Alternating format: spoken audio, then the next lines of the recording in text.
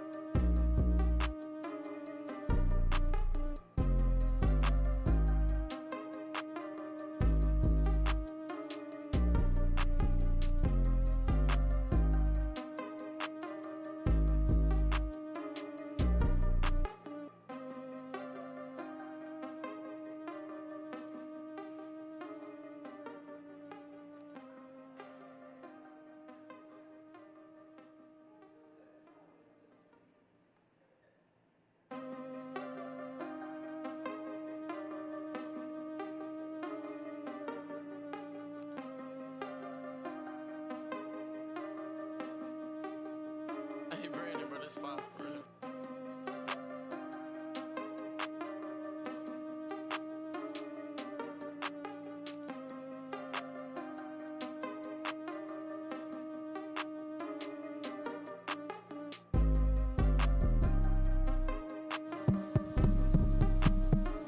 Two, check 1 2.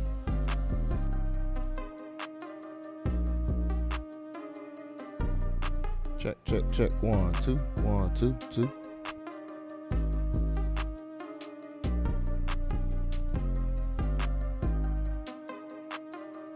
Check 1 2 check 1 2.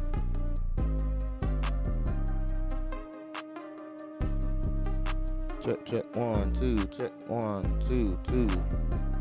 Check 1 2 2 2.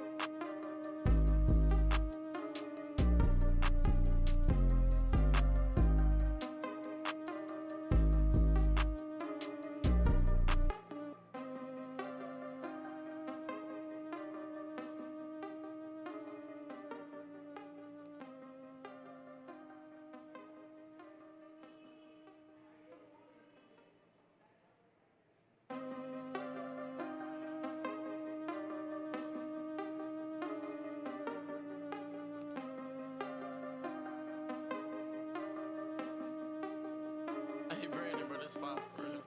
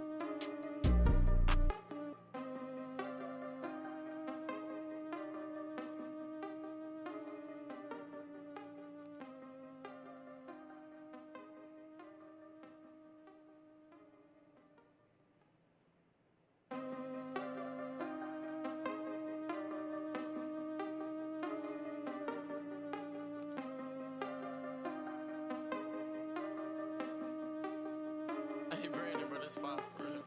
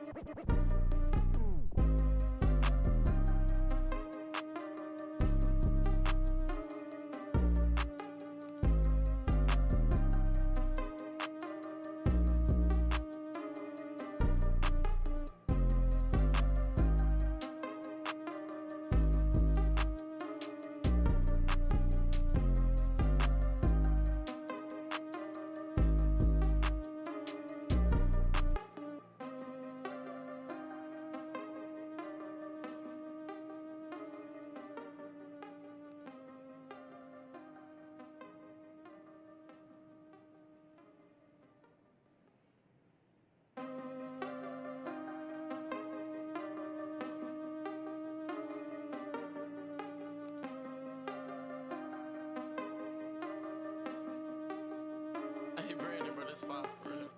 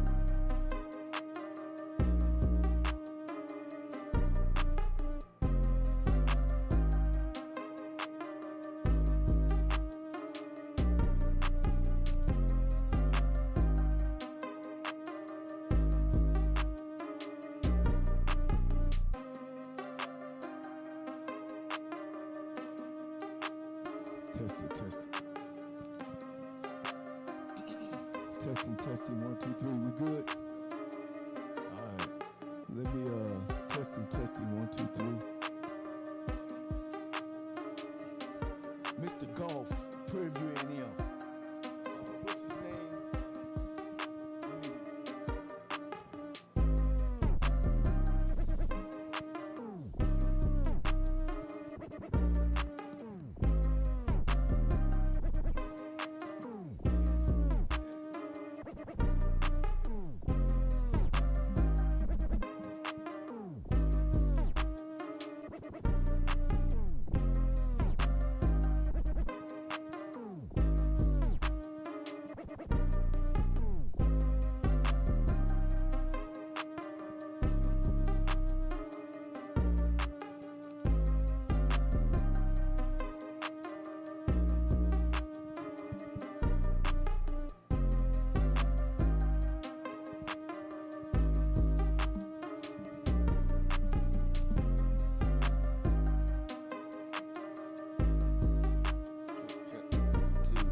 two. Mic 1, 2, 2.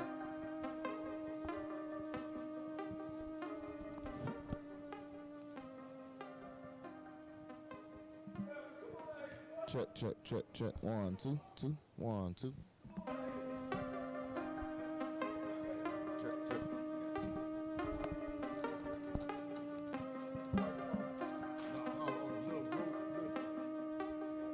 Hey, Brandon, bro, this 5 for real.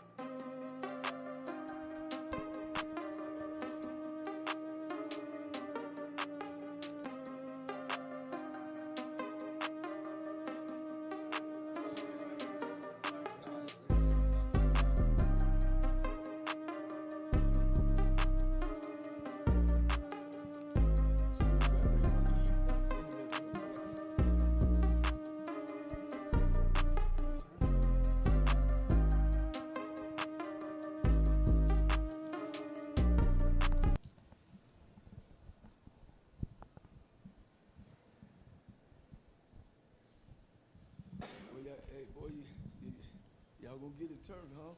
Got to. Yeah, well, you got to.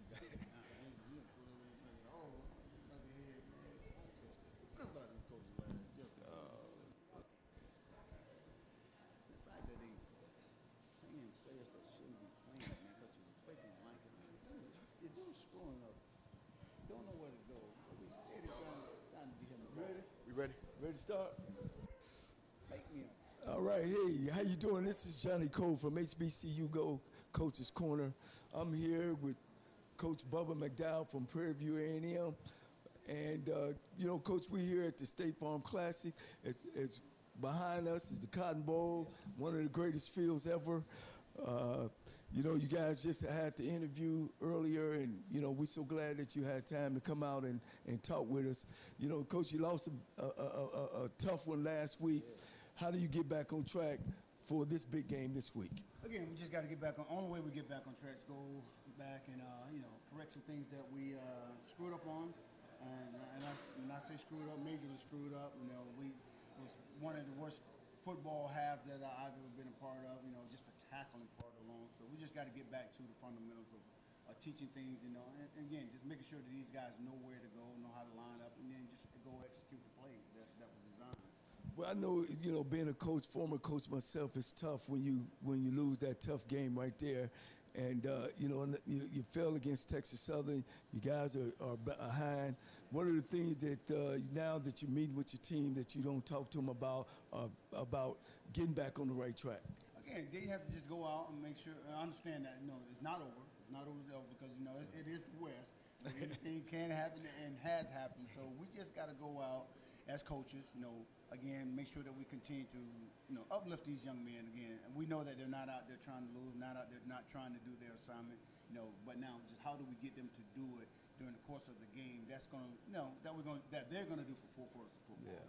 Yeah, coming out that game, were there any injuries or is all your players are ready to go this week? Of course, you know, you got fanfare watching this broadcast, and they want to know, are we going to come in there full force or are we coming in limping? No, we're full force. We're ready to go. Well, I'll say full force with what we have right now. We still will not have our big deep threat, James Burns, wide receiver from UConn, the transfer kid, and Lucas. He will not be able to go as well. The one that started the game against quarterback started the game against Texas Southern. Yeah.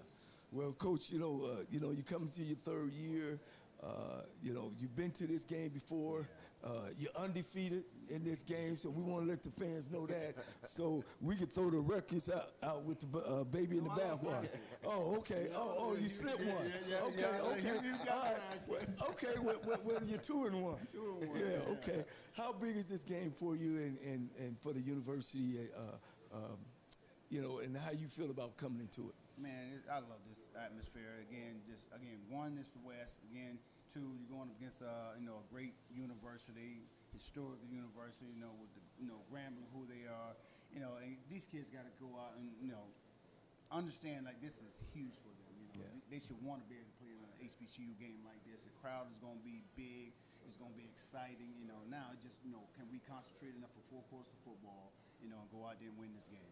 Well, one thing about Bubba McDowell, you played for the University of Miami. Yes, You've sir. played in big games Yes, before and national championship games. So, is there any tidbits that you could give your players that's coming to this game? Yeah, again, don't let the little things worry you, because again, we used to say as DBs, they always just tell us, hey, forget about that last play. Don't let it hinder you, and that's what we got to get our guys to. We screw it up. Let's forget about it. Let's go on and try to make the next play. Try to help us get to where we need to get to at the end of the game, and that's a win. Yeah, well, being the head coach at Prairie View and being in the spot you're in, is what areas you think in your football program or where you think we need to improve on, they need to improve on for this week game? Oh, definitely secondary. Like I said, it would probably be worse that I've seen tackling as a secondary group as a whole. And again, you just got to want to. And we talked about it at the meeting yesterday at 11 o'clock before we got on the road with my coaching staff. I was like, dude, really, we tackle it, we do it all week long. And now these kids just got to go out and want to do it. Well, Coach, man, now you play defensive back yourself, at the highest level. It looks like you're going to have to take your head coach hat off and put a cornerback coach in. That's a great idea. I'm going to do just that when I get back tomorrow. Because this one thing they say about Nick Saban, he played in the secondary. So he fired a secondary coach every year.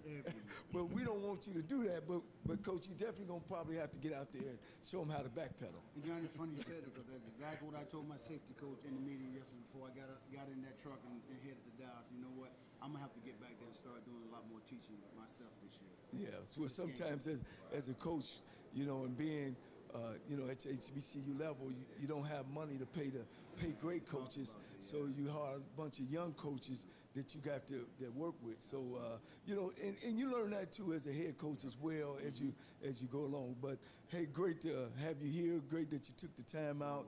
We're here at the State Farm Classic Media Day, and I'm here with Bubba McDowell. Good luck tomorrow, and thank you for your time. Thank you, bro. Thank you. Sir.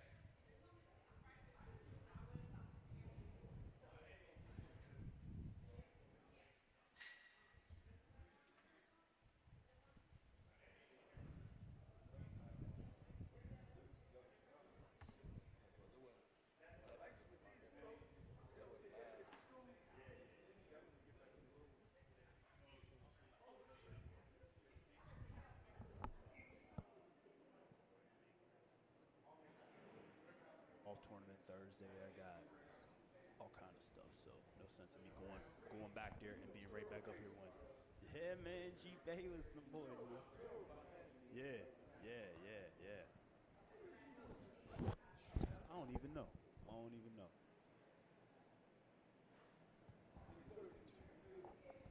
That's my girl. Yeah, that's my girl. She's straight.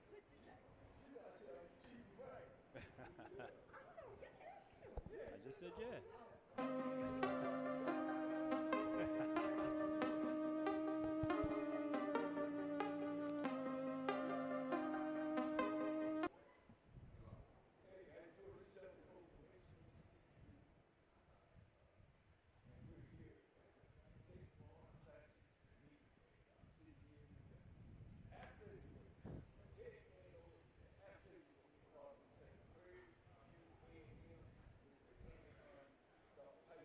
I'm good, brother. How you, man? Good to see you.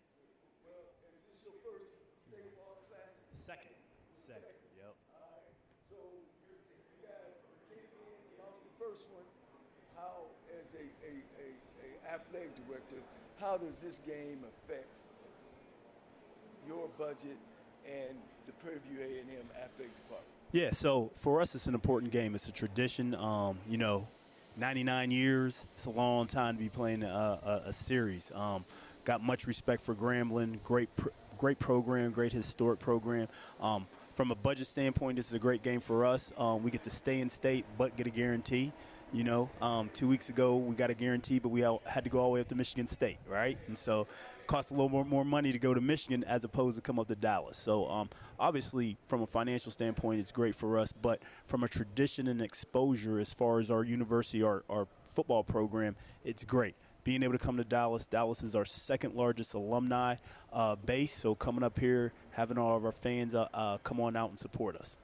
I know Prairie View A&M has got one of the biggest fan bases. Being a former athlete, and we used to go against Prairie View, and at that time they weren't doing that well, but now you guys have got it together. But it didn't matter what the record was; their fans always came out. Have you seen that sort of thing this time with what's going on? Absolutely. The fan support, the alumni support has been tremendous. No matter where we go, there's always some PV fans. We've been showing out at home this last couple games we had there, and it didn't go our way, but the fans have been there. And I know the fans will be out here in Dallas. And so we're looking to get this first Wild West win under our belt, because we got to be able to continue to fight for that West Division championship. We're the defending champs, so the West goes through us. Don't stop. Well, I wanted to stop because didn't want like him going in the back.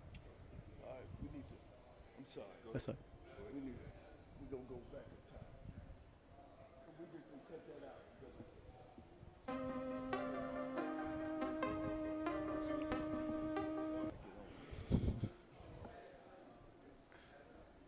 Hey, we live here at the State Farm Classic Media Day, and I'm here with the leader of the athletic department at Prairie View A&M, Mr. Anton Goff. How you doing, Coach? And I appreciate that you came out. And, absolutely. Good to be here. And come out to the media day, and thank you for your time. And, we won't keep you long because I know this is a big game, and we just glad you're here. But, start off, how does a game like this impact your athletic program? So it impacts our athletic program in a couple ways. One, financially. Two, from an exposure standpoint, and then obviously competition-wise. So, obviously we get paid to come to this classic, and, any athletic department needs more money. So any type of financial settlements we get out of this is going to be great for us to continue to improve our football program. From an exposure standpoint, being able to play in this game means a lot. Obviously, we're opening the weekend of the State Fair. We're the week before the Texas OU game, so we're kind of the opening act, and so it gives us a lot of exposure to be able to say, hey, we're playing in the Cotton Bowl, we're playing in such a historic venue. And then just from our football program standpoint, man, being able to come up to Dallas. Dallas is our second largest alumni base, so being able to get in front of these fans up here and feel that support in the state of Texas. Now, you are in control of your whole athletic department as a whole, and, we got fans out there, of course, Prairie View fans, they big. How are your other athletic programs going? You've been there a year, you're going into your second year. How do you feel about your total program? I feel good about our program. Last year we finished third in the SWAC Commissioner's Cup, which meant overall we were the third best athletic department. Obviously we want to be number one. I'm competitive as heck, so I hate losing at anything, but we've got a well-rounded athletic department, 18 sports, very well represented. We compete at a high level in the SWAC. I want to continue to make sure that we are elevating not just within the SWAC, but those mid-major FCS level schools, right? The Southland Conference, the OVC, all that. We want to be one of the best as far as our level as far as an athletic department, and we're striving for that. We've got some of the best facilities. I think we're pretty well funded as far as the other schools are concerned, and so for us it's just making sure academically and athletically we're competing at the highest level. Now, looking at your background, Coach, you've been high and low. You've been to another HBCU school in Bowie State. You've been to some other great programs, Bowling Green man, Northern Illinois guy. Tell us where, now that you're in another HBCU school, one of the top premier schools, how does those other universities compare on fundraising. I know you want to raise funds and, you know, teaching our alumni from HBCUs how much important that it is to give back. How does that help your athletic program? Yeah, so you know, I tell people all the time, no matter you're at Prairie View A&M or you're at Michigan State or you're at University of Maryland or you're at Bowie State University, fundraising is paramount. It's important, right? Now the levels are going to be different because at Michigan State you've got an enrollment of 50,000 people. Here at Prairie View we got 10,000, right? So the amount of money you get is a different level, but I can tell you this. We do some of the same things, fundraising as well as academics, as well as our football programs as a Michigan State and a Maryland. So what I've tried to do is take a lot of the things that I've learned at these various stops and put it at PV. And so we're excited about where we're going, our strategic plan, all those things to try to elevate us to the next level. We're doing here at PV. Yeah, Mr. Goff, I just wanted to ask, how does it affect your team? How do they feel getting a chance to play in the crowd, in front of a crowd this big? It's different than some of the week-to-weeks that they play in the SWAC, but this is kind of a national stage for all of these kids. What does that mean to these kids to get a chance to play in front of all of these fans and all of their friends and family that get to watch nationally? So it means a lot to them. First of all, it's exposure. It's an opportunity to play in front of a big crowd. This is one of the, because we play in this game every year, this is one of the reasons why I also try to play a Power 5, right, or a Power 4 now, to get them ready for this game. So 2 weeks ago, we went to Michigan State, played in front of 80,000 fans. So now when they come in here, it's not anything new. It's something that like, oh, okay, this is just like when we were at Michigan State and we're in a big stadium and there's crowd noise and there's all that thing that you have to deal with. So hopefully they're used to it. So we walk in here, we're ready to play. Yes, sir.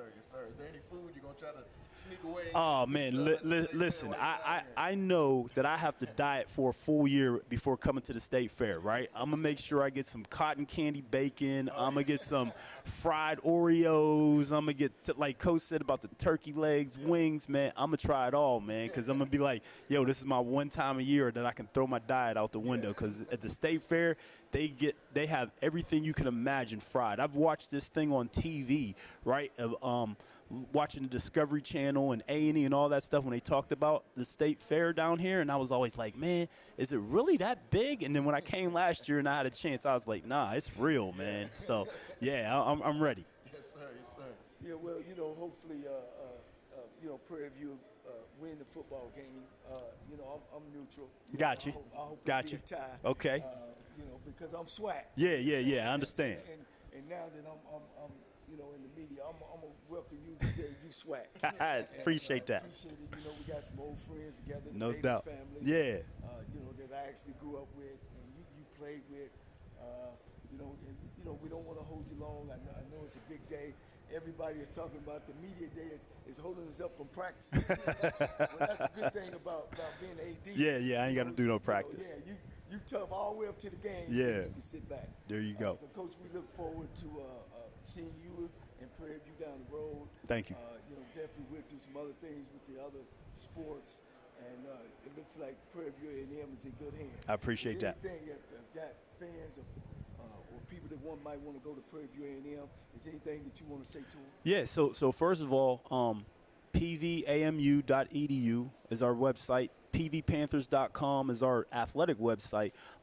Not only do we have a great athletic program, but we got great academic programs. Engineering, architecture, business, agriculture. Like, we have the gambit when it comes to developing our students and our student athletes to be productive people in society. And so give us a look. Come on down to the Hill and be a Panther. Thank you very much. Thank you. All right. Appreciate it.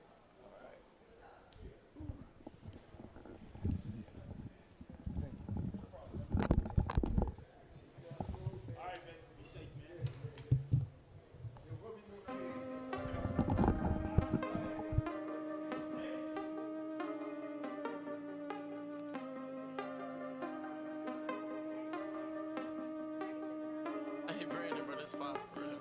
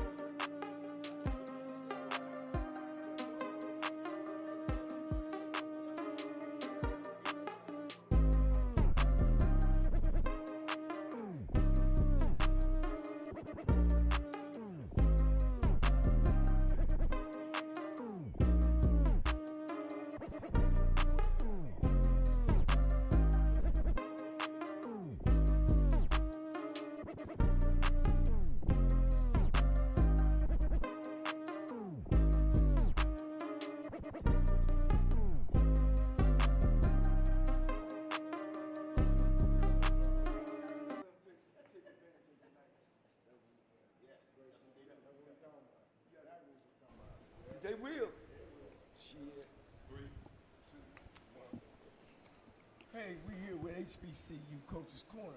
Yours truly, Johnny Cole. I'm here with the head football coach of Grambling State, but more so, my friend, My boy. Coach Mickey Joseph, Grambling State head coach. Man, coming off a great win, big win. Yeah. New coach, coming to the State Fair Classic, big game. Knowing your background, you've been in these games before, LSU, national champion, University of Nebraska. Tell me, what are some of the tidbits that you've spoke to your players about coming into such a big classic game? Well, we talk about block out the noise, don't get caught up at the sideshow. That's why we're going to get him in here late. I'm an old veteran, so we won't get here until the sun go down. And once the sun go down, it's time to go to bed. So, you know, we got to prepare. But you're right, we got to prepare mentally what's going to happen, because they're going to have a lot of people pulling at them. So we're going to make sure we get the tickets and things out the way on Wednesday. Thursday, we'll get the coaches will get their families situated. And then Friday, everything's put to bed and it's time to get here. Okay.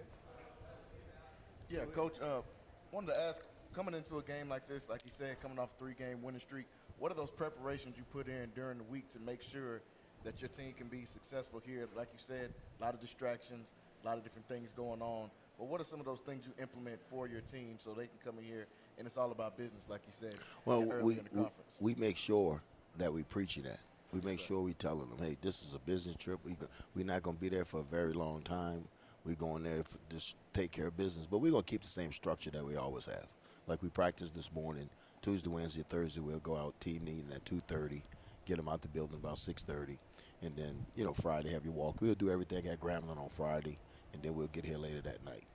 But they understand what the magnitude of this game is, because it's the next one. You know, we always say we're going to stop at 12 stop signs. Well, this one's going to have a whole bunch of noise, whole people honking horns, so we got to block that out and look straight ahead.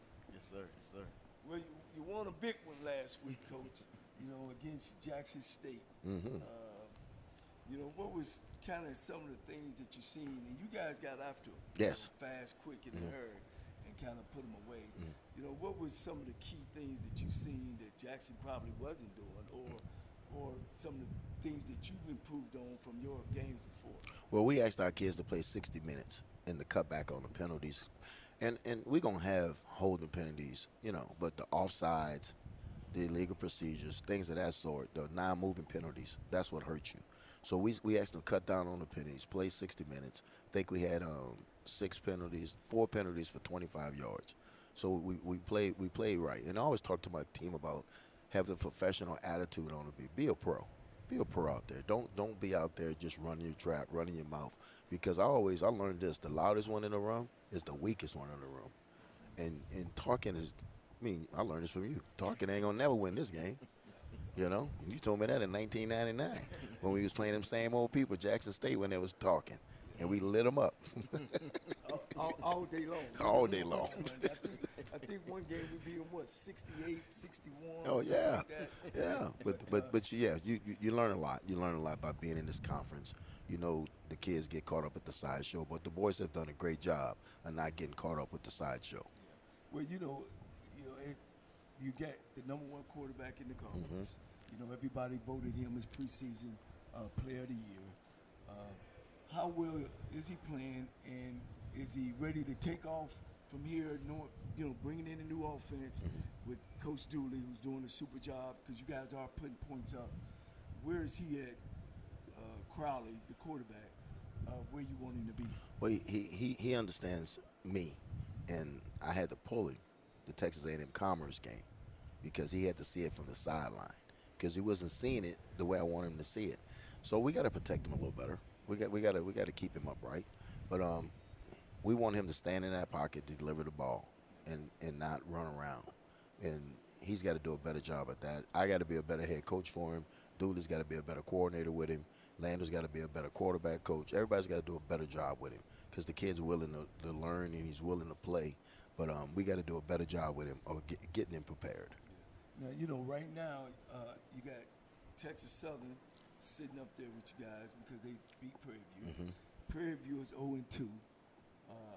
They need to go to church to get some prayer to be in it. Alcorn just lost to a McNeese State team. that also beat Southern. Southern beats Prairie View. Now it's down that you guys are sitting there, you know, competing against Texas Southern right now for the West. Yes. I know you don't want to jump games. I know, you know, as a coach, former coach myself, it's game by game. But you got to be feeling good where you are as a first-year coach. Yeah, oh no, we you know, I like where we're at right now. I like where we're at as a football team. We know when we put this team together that we was going to have some talented kids, because what we did, the transfer portal, we just brought all the kids back from around the United States that was from Louisiana. We just brought them back because you knew you had a relationship with them. But, you know, just sitting like where we're sitting at right now, we know we got to take the next step. We're waiting on our boys just to take the next step, to play a perfect 60 minutes. You know, effort's there, but mentally we're not there all the time. Sometimes they get lost, you know, and now you got to do a better job as a coach when you got them on the sideline to make sure that they stay in it mentally. Because, you know, their attention span's about that short, you know. So, but we happy where we at right now. We're not going to let this PV record fool us. This is a big game. PV's been here before. Bubba's been here before. You know, some of our kids going to be their first time playing in the Classic, you know, especially the group of 5 kids that transferred down. Because I tell them all the time, when a kid transfers down from Power 5 to Group of 5, that means he hadn't played a lot when he comes to FCS. So some of these kids, these are the most minutes they played in 2 or 3 years. So, but they're gonna get. We're gonna have them prepared. Like I said, we'll get in here Friday, and we got to make it a game. We got to make it a game. One of the things, you know, you took over a Grambling team that actually won this game last year. You know, so some of them excited, but according to what we talked about earlier, only 18 of them coming in. Yes. All the rest of them are new. Yes. So it will be a new game for them. It's a new game for them. And so you missed practice today. Yes. It's killing me. Coach team over to the Them assistants. You to know, those assistants. I know it's a coach for you would have never left me with the receivers by myself. You're And going to have to watch practice film to see if they put in any new plays. No, yeah, I'm gonna ask them first. Chiefs play. Yeah, the Chiefs play. They look at the NFL and they'll get some plays. It's like that. Just to know what you know, you're doing a great job there, Coach. You know, like you said, it don't matter what the record is. I think you need to sell that. Yeah. Because they coming. These rival games. They coming. You know, everybody come with their A game. Yeah, everybody. It's Grambling, and I tell people that all the time. It's Grambling. So if it's Grambling, everybody's shooting your A game at us, and that's what I tell our kids. You know, you got to understand, when you get off that bus, and they see that G, they want to win, because they want to have stories to tell their grandkids. Now some people can't tell their grandkids that they ever beat Grambling, but they sure try. Coach, you've had a lot of coaching experience from different places, like you alluded to, your first year here at Grambling, but you got multiple decades of coaching experience. What are some of those things that you picked up from coaches and the places that you spent, the time you spent, and were able to apply it to this team that you've got here now at Grambling? Discipline and structure. Yeah. And sometimes you say discipline, structure, because sometimes they don't get it where they come from. So you got to put them on the same routine every day of the week. Yeah. They got to know exactly what's going on. And then when the discipline, if you say you're going to do it, if you say don't do it, they better not do it. And if they do it, then there's got to be consequences. And that's one thing about our football team. I tell them all the time, you do silly stuff, then I'm going to do something silly. Yeah. Okay? You know, so, and that's why nobody got a personal foul. Because I say, if you get a personal foul, this game, I'm taking you out. Yeah. I'm snatching you out, and your coach can't put you back in until I put you back in. I said, then it might not be until the spring and I put you back in. But don't do silly stuff. And you know what? So far, they've been a good group. They've been a good group, and I think they're a little scared of me sometimes because I get in all their face, you know. But the thing I love them. I love the group. They love each other, because it was hard to get them to play together because they all came from different parts. Mm-hmm. You know, you got for Virginia, you got Texas State, you got UTEP, you know, you got Charlotte, you know, and now they're starting to gel. Mm-hmm. I thought the Texas A&M Commerce game was a game where it was us against just them. I mean, It was just us, and they had to come together and depend on each other. And I think they're starting to, you know, count on each other and say, hey man, you got to do your job. Yeah. You know, so I'm happy where they're at right now. Sure. Good. One of the things, you know, talking about recruiting, and I hear you say you're a big Louisiana guy. Yes. You know, and you know, every time when somebody talk about recruiting, the first name they say is Texas. Yes. Florida. Mm-hmm. California. Yeah. Then maybe Louisiana. Yeah. You know what I mean? Yeah. But people don't know that you recruited 5 NFL wide receivers. All from Louisiana. Straight out of Louisiana, yeah. I think, you know, when we recruit, it's got to be inside out. But I do believe in the state of Louisiana because I think pound for pound, it's probably the best high school football. I mean, Texas is huge. It's a big state. Yeah. So they're going to be good. You know, you're going to find. But I think Louisiana, pound for pound, I like those kids. You know, there's tough-nosed kids. Yeah. You know, and you know, when you sometimes you get a kid and his high school facilities are better than your facilities, it's hard to motivate that kid. Yeah. So we bring kids in that know Grambling, that know what happens at Grambling and how we do things. So, but we are going to stay in the state of Louisiana. Then we venture out. Like, we consider Dallas and Houston, East Texas, you know, because we got a 5-hour radius. I don't think we need to go to California. I don't think we need to go to Detroit unless it's for sure. And I tell my coaches that. Don't go up there to have a good time. If you're just going to have a good time, just let me know. Then I'm counting on you just not to come back with the kid. But we try to stay close. Financially, it helps us. Yeah. Oh. Yeah. This is a big financial game for you guys. Yes. You know, of course, you got the Bayou Classic down the road. You know, when you look at the conference as a whole, you know, you being coached in the conference and, of course, all the other places, you know, where you think the conference is at as far as, you know, good players and good coaches and things, or some things that where we maybe need to improve on? Yeah. Well, I think financially you got to play games like this, but also you got to play the Power Fives like we're going to Ohio State next year. But I think, you know, it's still a lot of talent in this conference. You know, and there's a lot of young assistant coaches that still have to learn how to coach, and that's why when you get young assistant coaches, they should just listen, you know, because Barbara and I were sharing the same stories and we're going through the same thing, you know, and like I told him, I said I was a young receiver coach and my guys had 6 drops against Troy. You was in my individual on Monday. And you didn't give it back to me till you felt like, okay, he understands what I'm looking for. And I went on to be a really good receiver coach, and I still do those ball drills that say you catch it with your eyes. I still say that, you know. And that's what this conference is. You know, financially, sometimes you got to take a guy with 5 or 6 years of experience, you know. But you really want those seasoned guys, and that I think that'll help the conference out too.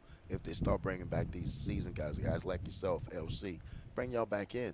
And give y'all one of these jobs because there's a whole bunch of talent out here. You're going to win because you know how to win, but you also know how to function within the conference. And that's one thing about me being in this conference. Previously, I know how to function in there, and I know how the kids function. I know everything. You know, it's not going to be all pretty. You know, there's going to be some lumps, but they need to go back and bring this season guys back in this conference to get this thing coached up the way it needs to be coached up. Well, you know, when you do look at all the championship coaches, all of them up in their 60s, and now even some of them in their 70s is also winning games. So that's very important. So, you know, we looking to see this game this week. Yes, sir. You know, we got Grambling State and Prairie View A&M coming in their State Farm Classics Saturday the 28th. On the entertainment row, I heard what's the rapper's name? Oh, baby. Hey, baby. Gonna be here. Yeah. Radio show. And no, it's the other. Rick Ross. Rick Ross. Rick Ross, the boss. Rick Ross? is coming in here. Rick Ross? Yeah, Rick Oh, Ross. okay. Yeah. So, you know, I got to sharpen up my entertainment game, but I'll leave it up to my ADD. It's gonna be big. Yes. Appreciate you, Coach. Appreciate you, baby. Man, All right. All right. Good luck rest of the way. Thank you. Sure.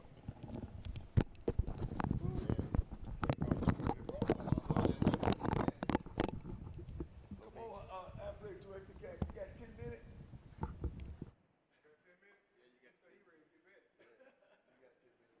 Come on, Dr. Scott. I know you got to get on. Put his driver's shoes on. See, Dr. Scott, a baseball guy. Come on, baseball, basketball. Dr. Scott, a winning guy. I don't care what it is. There you go.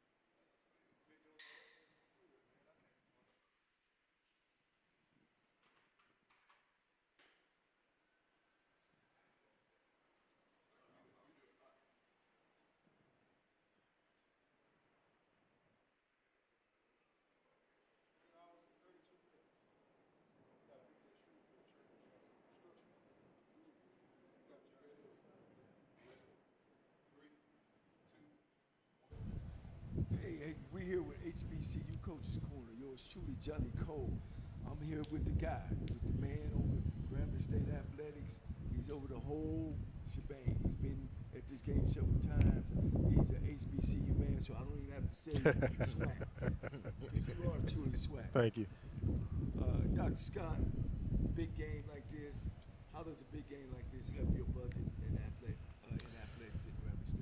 Well, you know, of course, anytime you put yourself in a space where you can play for a game to generate revenue, it's a great thing, right? I think, obviously, with the budget constraints in the state of Louisiana, I think the onus is on athletic directors to find creative ways to generate revenue. So this is one. But in addition to that, it gives us an opportunity to be in a space with our vibrant alumni base. I believe our second largest alumni base is in this area, and gives us an additional opportunity, to generate revenue through special opportunities, fundraising, golf tournaments, things of that nature. But it also gives us a really greater opportunity to really showcase the essence of who we are in terms of Grambling State University. That lends itself to going out, admissions being out, doing college fairs, the World Fame being a part of the Battle of the Bands.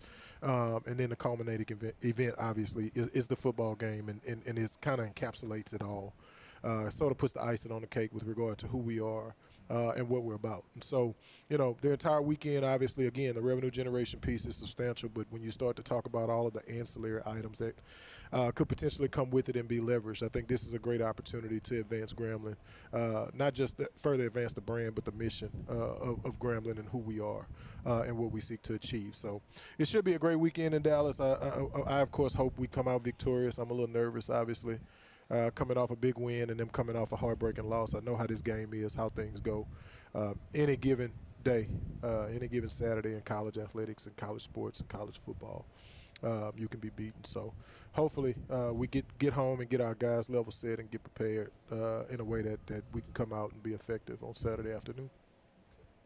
Dr. Scott, you talked about the financial side of what this game can bring, but what does it bring to not only this football program, but your other athletic program that you are running there at Grambling, and how can that help having these eyes and a national crowd looking at Grambling? Well, I think I kind of alluded to that earlier. I mean, again, out of 11 games, we're playing 11 on television in some type of broadcast or linear platform. You start talking about, the games that we're used to, the State Fair Classic, the Bayou Classic. We just announced the agreement to play Ohio State next year, and that, of course, is going to be televised in some capacity. And so we're used to that, obviously, but being able, to be televised really further improves and gives a sightline to the brand, again, and who we are. And, the more times you can introduce Grambling State University, that brand, into the minds of a consumer or a potential student, the better off you are. And when that messaging is coming across, for it to be positive, increases, of course, your ability to of course, drive. Again, depends on what your angle is. If it's revenue, if it's students, which eventually is revenue. I think for us, 127 students, every 127 students, we generate $1 million to our budget, right? And so, we're wholly focused on being student-centered, in my case, being student-athlete-centered and pushing forward the mission of Grambling, and being on television certainly doesn't hurt that one bit. For sure. Yeah, you've been athletic director for several years now, and, of course, you're over the whole athletic department. Where do you think you are from when you took over the athletic department to where you are now? Are you there yet, or are you still rolling? My grandfather would say happy but not satisfied. We've done some good things in the space, some things we've never done before. We've done some good things that we hadn't done in a while, right? Baseball, for example, wins the first championship in 13 or 14 years. Volleyball has the best record in 13 or 14 years. Women's basketball, for example, has a 20-game improvement year over year. And men's basketball goes back-to-back, wins the SWAC tournament and wins an NCAA tournament game, first time in history, right? Soccer goes to the championship game 5 years in a row, and they're finally able to break through last year. Those are things, of course, that we plan for. Some materialized a year sooner than others. Some are still materializing. But the biggest thing for me is to get this football program up and running, not just to a point where they're even respectable. Not just even a point of them being good or great. I want to be elite.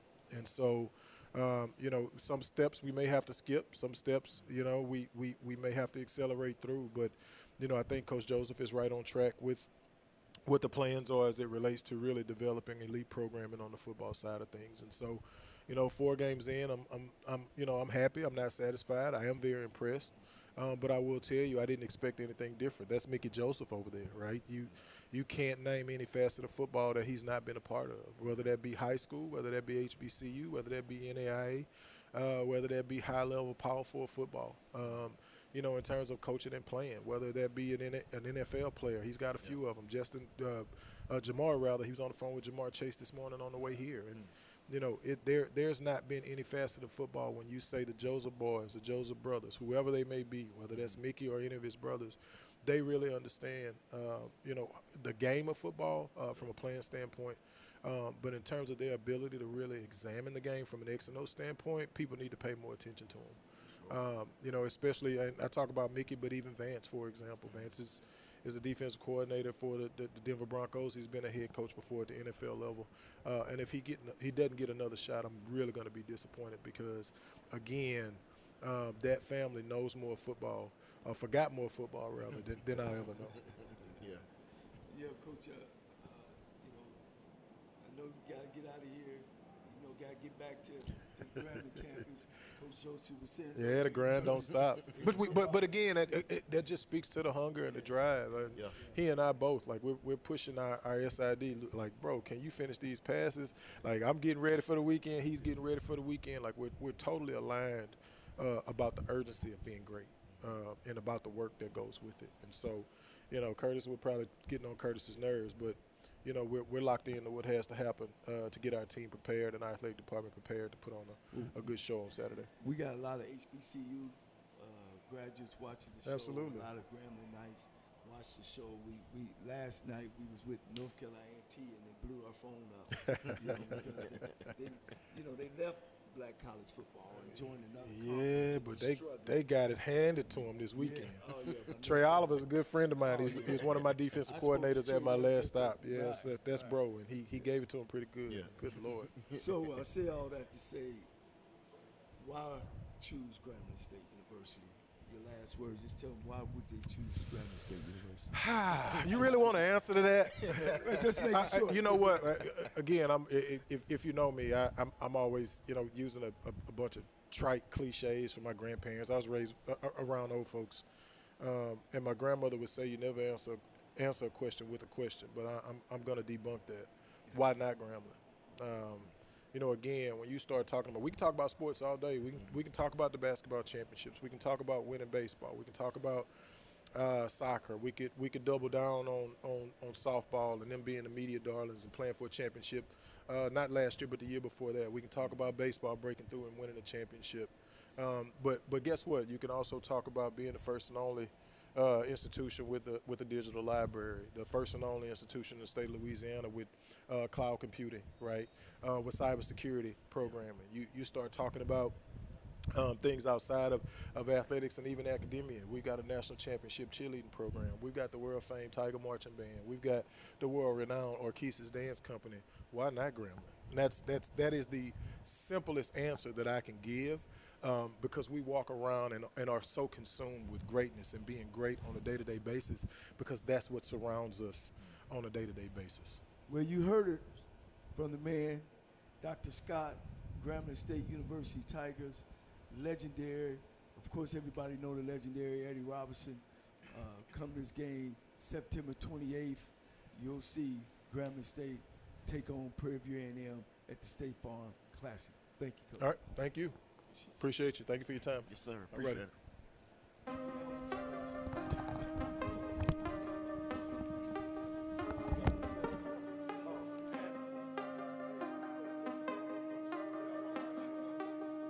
Hey, Brandon, bro, that's 5 for real.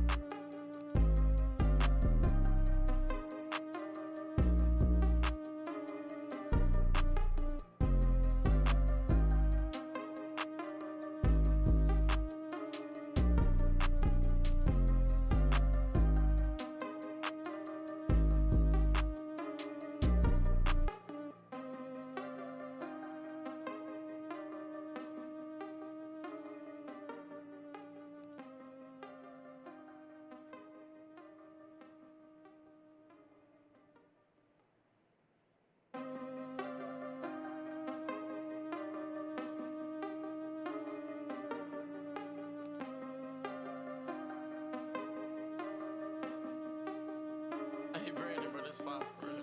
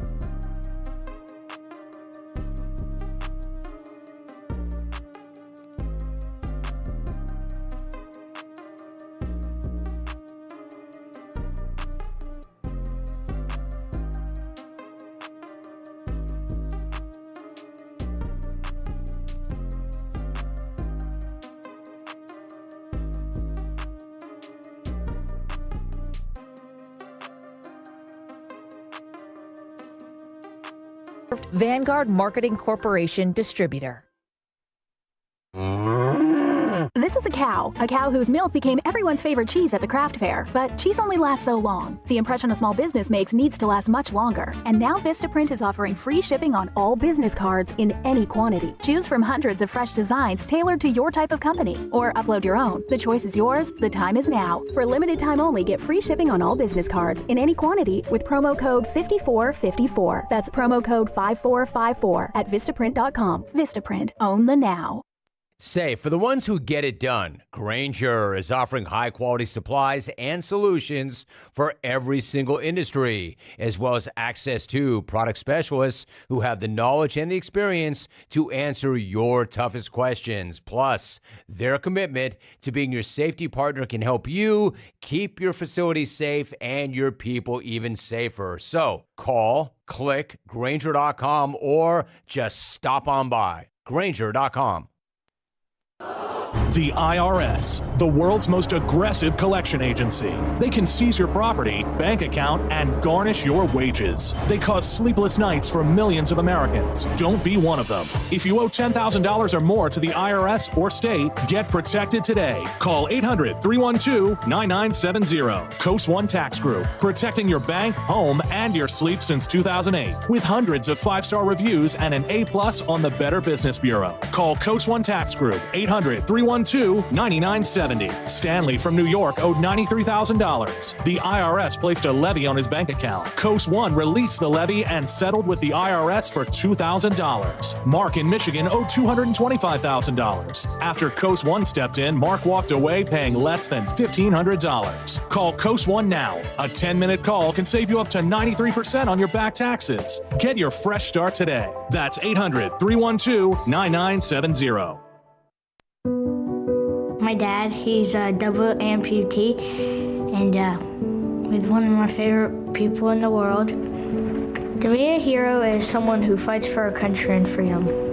My dad is a hero. Homes for Our Troops built this house, and it's basically made for him. My dad can get through the wide doorways. When he is making our lunch, he can reach anything we need. He'll help me build tiny projects. Life is good here. Without Homes for Our Troops, we'd be living in a home that didn't have all these features that helped him. Homes for Our Troops builds and donates specially adapted custom homes nationwide for severely injured post 9/11 veterans and enables them to rebuild their lives. If they get a new house like this one, it'll help them do normal life. My dad's not just a hero, he's my hero. Join our mission at hfotusa.org. Individuals and businesses with tax problems, listen carefully. Do you feel like you're losing control of your finances? If you owe over $10,000 in back taxes or have unfiled tax returns, we can help you take back control. The IRS is the largest and most aggressive collection agency in the world, and they can seize your bank accounts, garnish your paycheck, close your business, and file criminal charges. Take control of your tax at U.S. Tax Shield and take advantage of the Fresh Start program and new laws that may allow us to negotiate a settlement for the lowest amount possible. Our team of tax attorneys and enrolled agents can stop collections and get you protected so you can take control of your financial future. U.S. Tax Shield offers a price protection guaranteed quote to get you protected today. U.S. Tax Shield is A+ rated with the Better Business Bureau, so call now. 800-785-9132. That's 800-785-9132.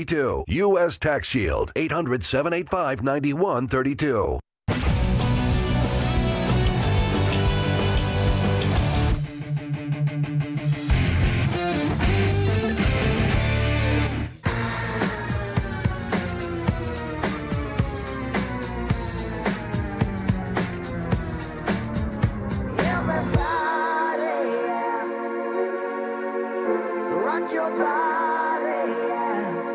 Hey, this is Howie. And this is Nick. From the Backstreet Boys. And you're listening to the Zach Gelb Show. And guess what?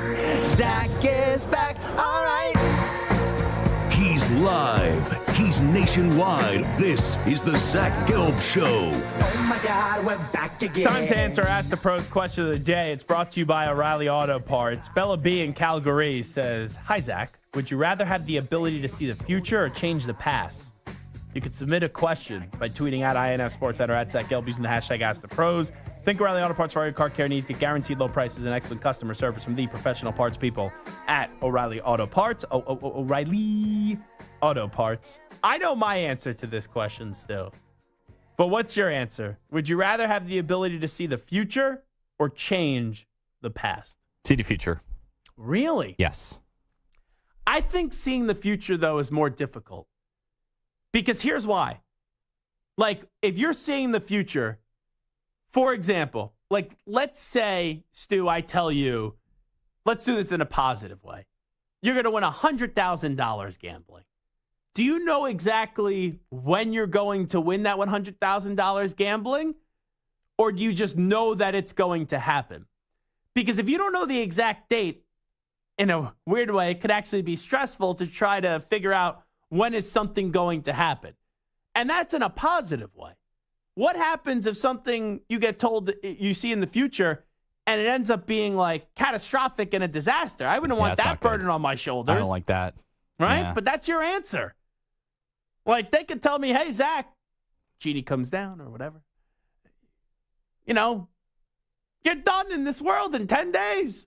Now, at least I know I got to live my life to the fullest for the next 10 days. But then I have to live with knowing that that's it 10 days from now. So I would rather be able to change the past. Now, I don't have many major that's regrets. my thing. I don't have a lot of things that would change, so I don't know what I would change. But it's nice to have that option. That option, right? It is. So I will say change the past rather than the ability to see the future. And then also it's like you could be a great person. Anything that's negative that goes on in the world, I could then be the great eraser and then wipe it away and then change the past, you know, with that power. All righty, get into the games tonight. This is a must-win for the Cincinnati Bengals. And if they don't beat the Commanders, they stink.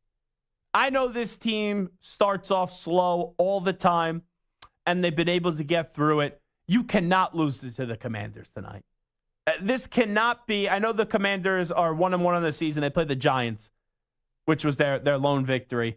This cannot be the coming out party for Jaden Daniels. It just can't be. The Bengals, they should have won last week up against the Chiefs. Hendrickson was awesome in the game. This needs to not only be a Bengals win, but this needs to be a get-right game where the Bengals just totally embarrass the Washington Commanders. I think the Bengals win. 7-point spread. I would lay the number if I was betting on this, and we were 3-0 last week. The Crick was 3-0 as well, so I'm probably due to lose. So I'd be careful with what I'm about to say in the final 3 minutes of this extravaganza. But I would lay the number with the Bengals tonight. Bills and Jaguars. The 5-point spread is a no play for me. I think this is going to be a closer game than what people think. This is a game that it means more to the Jaguars. You look at the Bills inside their division, the Patriots stink. You take a glance at the Dolphins. They don't have their quarterback right now. And the Jets are a good team, but you play them in a few weeks. This game means so much more for the Jaguars. If the Jaguars lose this game, you know, out of the 4 teams we're talking about, if you tell me the Bengals lose, I think that's the strongest reaction tomorrow because they're 0-3 and they had Super Bowl expectations. But if you take the Bengals out of it and then you tell me the Jaguars, the Bills, the Commanders, like one of those teams lose, the Commanders, as long as Daniels is healthy, it's so what? The Bills lose, it's, oh, okay. They didn't take advantage. You know, how did they lose? What does that mean for the offense? But if the Jaguars lose this game tonight, it's one of the more disappointing storylines in football this year. Like, I just don't see a path how the Bengals lose tonight up against the Commanders. So it's tough to me to envision walking into this studio tomorrow and just blasting the Bengals for losing this game and starting off 0-3. But Jacksonville, how they lost in week 1 to the Dolphins when that game looked like they were running away with the victory. Then they lose in week 2 to a bad Browns team. They lose this game tonight. It's not like a bad loss because the Bills are a good team. But it's one of those games where you go, okay, that's just an organization that even when it looks like they were about to get it right 2 years ago, then last year, okay, they were 9-8, but Lawrence got hurt towards the end of the season, so you give them a pass. If they lose this game tonight, it's a total we have to reevaluate the organization. Because Josh Hines-Allen's a great defensive player. You paid Trevor Lawrence, he's not going anywhere. And I like Doug Peterson a lot. I believe in Doug Peterson. But when you start the year off 0-3, if you do, that's tough to defend the football coach. And you look at the Jaguars' schedule the rest of the way, it doesn't get easier next week. You go up against the Texans, and you get a Texans team that's going to be PO'd because the Houston Texans just got embarrassed this past week by the Minnesota Vikings. So they got to win this game, but I think the Bills win a low-scoring, sloppy affair. It's just tough for me to buy into this Jaguars offense. It really is. You got 2 good running backs in this game in Cook and ATN. But I think Josh Allen makes fewer mistakes in this one tonight. I'll go 23-20, where the Jaguars cover if I had to make a pick on the spread. But I think the Bills are going to win the game tonight. All righty, that will do it for the Zach Gelb Show on the Infinity Sports Network. Fun show today. Big thanks to Will Johnson from the Michigan Wolverines making his second appearance on the show, so we appreciate and thank him. And he says he's going to be okay. He doesn't know if he's going to play this weekend. He's planning on it, but he doesn't know for sure. He's taking it day by day. And he said Alex Orji, the quarterback at Michigan, which we really haven't seen throwing the ball, he had 32 yards in a victory up against USC. He said his arm is just as good as his legs, and he's confident in the quarterback putting that on full display soon. So we appreciate Will Johnson for stopping on by. Big thanks to Moist Mike as well, and Stuart Kovacs for producing this extravaganza. All right, enjoy the 2 games tonight, 7:30 p.m. Eastern, Jaguars and Bills, and then 8:15 p.m. Eastern, Commanders and Bagels. Big thanks to each and every one of you for listening, calling, and interacting with the show today. You can always find me on social media, Twitter and Instagram. Give me a follow at Zach Gelb, ZACHGELB. We'll talk to you tomorrow, everybody, at 3 p.m. Eastern, noon Pacific. This is the Zach Gelb Show. I'm out. Bye-bye. Peace.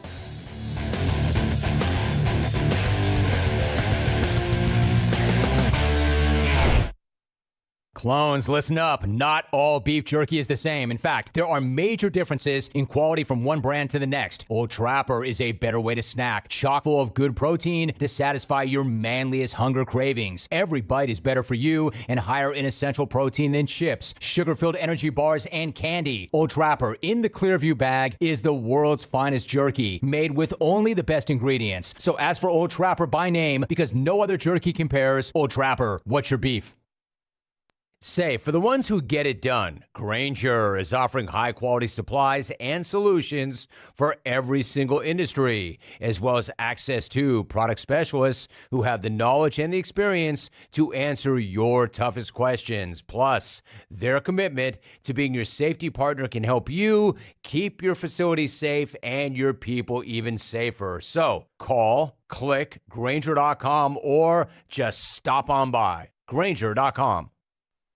Do you have a special needs child or an older adult in your home? The risk of them leaving the house unnoticed is real and terrifying, but you can protect your loved ones with Vivint Home Security. Alarm on. Our child has autism. He doesn't usually elope, but one day he did, and it was the most terrifying moment of our lives.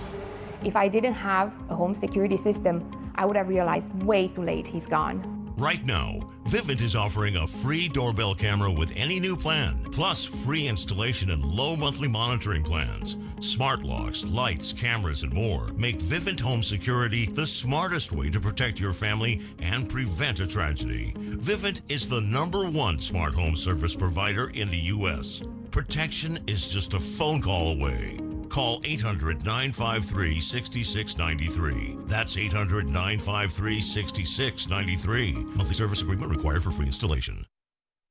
Advertisement sponsored by Allied Injury Group, not available in all states. This important message from Allied Injury Group reminds you that if you or someone you love was injured in an accident that wasn't your fault, you deserve financial compensation for your medical expenses, lost wages, pain, and suffering. Don't rely on insurance companies to look out for you. If you haven't spoken to an attorney, call our legal experts now. Work accident, truck accident, collision with an uninsured driver, or a slip and fall. Allied Injury Group has helped clients win hundreds of millions of dollars in damages. They're available 24/7 to take your call and fight for you. Remember, if you or someone you love suffered injuries in an accident that wasn't your fault, like being struck by a drunk driver, a collision with an 18-wheeler, were a victim of workplace negligence or more, get the financial compensation you deserve. Call Allied Injury Group for a free consultation now. Call 800-894-6680. That's 800-894-6680. Again, 800-894-6680. Individuals and businesses with tax problems, listen carefully. Do you feel like you're losing control of your finances? If you owe over $10,000 in back taxes or have unfiled tax returns, we can help you take back control. The IRS is the largest and most aggressive collection agency in the world, and they can seize your bank accounts, garnish your paycheck, close your business, and file criminal charges. Take control of your tax problem now by calling the experts at U.S. Tax Shield and take advantage of the Fresh Start program and new laws that may allow us to negotiate a settlement for the lowest amount possible. Our team of tax attorneys and enrolled agents can stop collections and get you protected so you can take control of your financial future. U.S. Tax Shield offers a price protection guaranteed quote to get you protected today. U.S. Tax Shield is A+ rated with the Better Business Bureau, so call now. 800-785-9132. That's 800-785-9132. U.S. Tax Shield. 800-785-9132. Fellow Americans, former CIA officer Jason Hansen here to invite you to a special financial briefing this Thursday. As a former CIA officer, I've used my expertise to protect myself, my country, and my family from threats for decades. Now I'm recommending all Americans take action to guard their personal and financial security from threats to the U.S. dollar. That's what Thursday's exclusive Financial Security Summit will focus on. You'll get top strategies for safeguarding your wealth no matter what challenges may come our way. During this summit, you'll discover how to create a bulletproof financial plan that can potentially withstand the death of the dollar and possibly even thrive in the face of an economic collapse. Call my friends at Advantage Gold today at 800-741-GOLD to register at no cost whatsoever. In today's uncertain times, it's critical to have a solid plan in place to protect your finances. Call 800-741-GOLD now to register for this 100% free event. Again, 800-741-GOLD. Paid for by Advantage Gold. Performance may vary. Past performance is not indicative of future results. Always consult your financial and tax professional.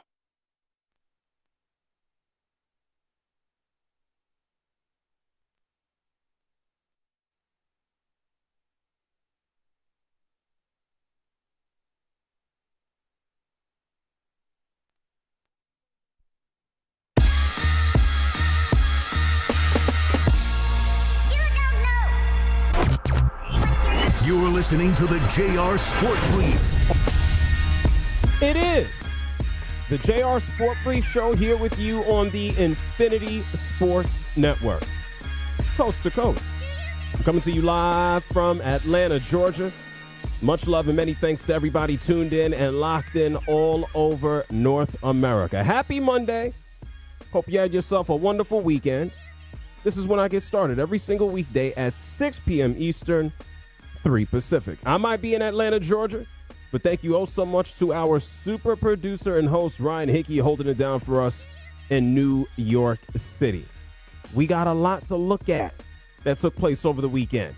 We have more NFL to look at tonight. We got a doubleheader tonight. Jags and the Bills, Washington and the Bengals. We've had some surprises here. Minnesota Vikings, Sam Darnold leading the NFL in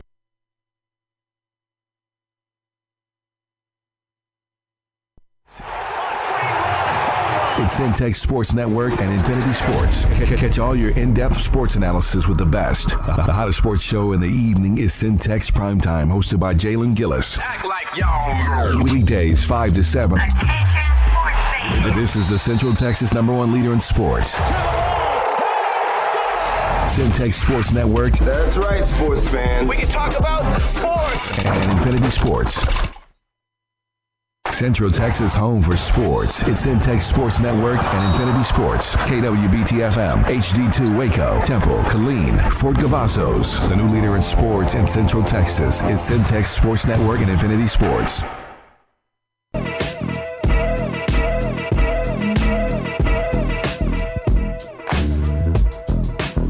Hello, everybody. Welcome into another edition of Syntex Prime Time. I am your host, Jalen Gillis. As we get started here after a jam-packed weekend of football, everybody. Hope everybody out there is doing well today on this rainy Monday that we're having so far, depending on where you're at. We've had some rain going in and out, but it is a great Monday nonetheless. We get to talk about football.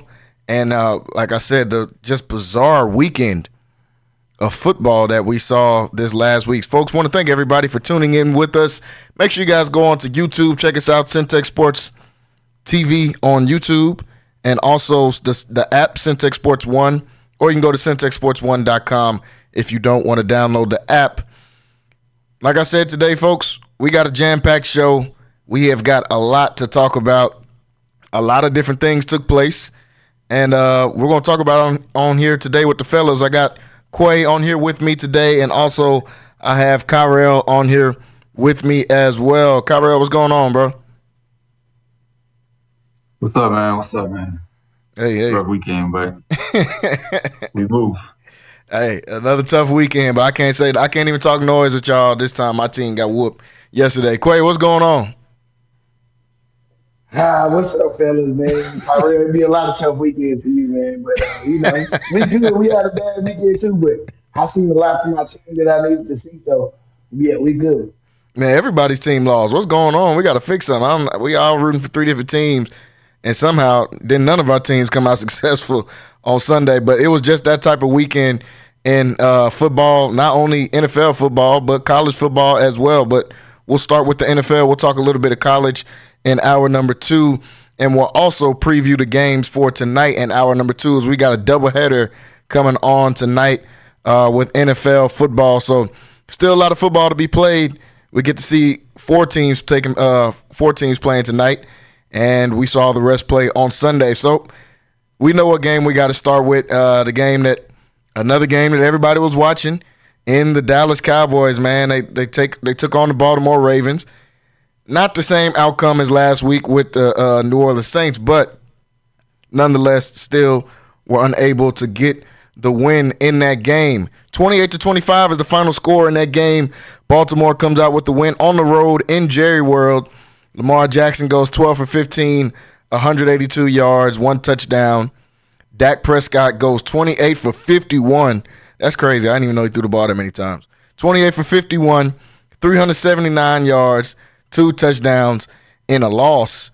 Not too many times. I forget what the stat was earlier. I saw that a team scores 19 points to 0 points in the fourth quarter and still loses the game. But they did that in a valiant effort to come back. Unable to come back, though. Lamar and them closed the game out as it got towards the end of the fourth quarter. Derrick Henry, the man that said he wanted to be a Dallas Cowboy before the season started, but he didn't get that phone call. Got a chance to come into Jerry World, 25 carries, 151 yards, 2 touchdowns. Now I'm going to say who I'm going to put my blame on this time. I'll let the Cowboy fan go first here that we have on the show with us in Kyrell Gibson, and I'll let him break down what he thought about the ins and outs of this game, why he didn't come out successful, and what did he think about the game in general. Kyrell, go ahead.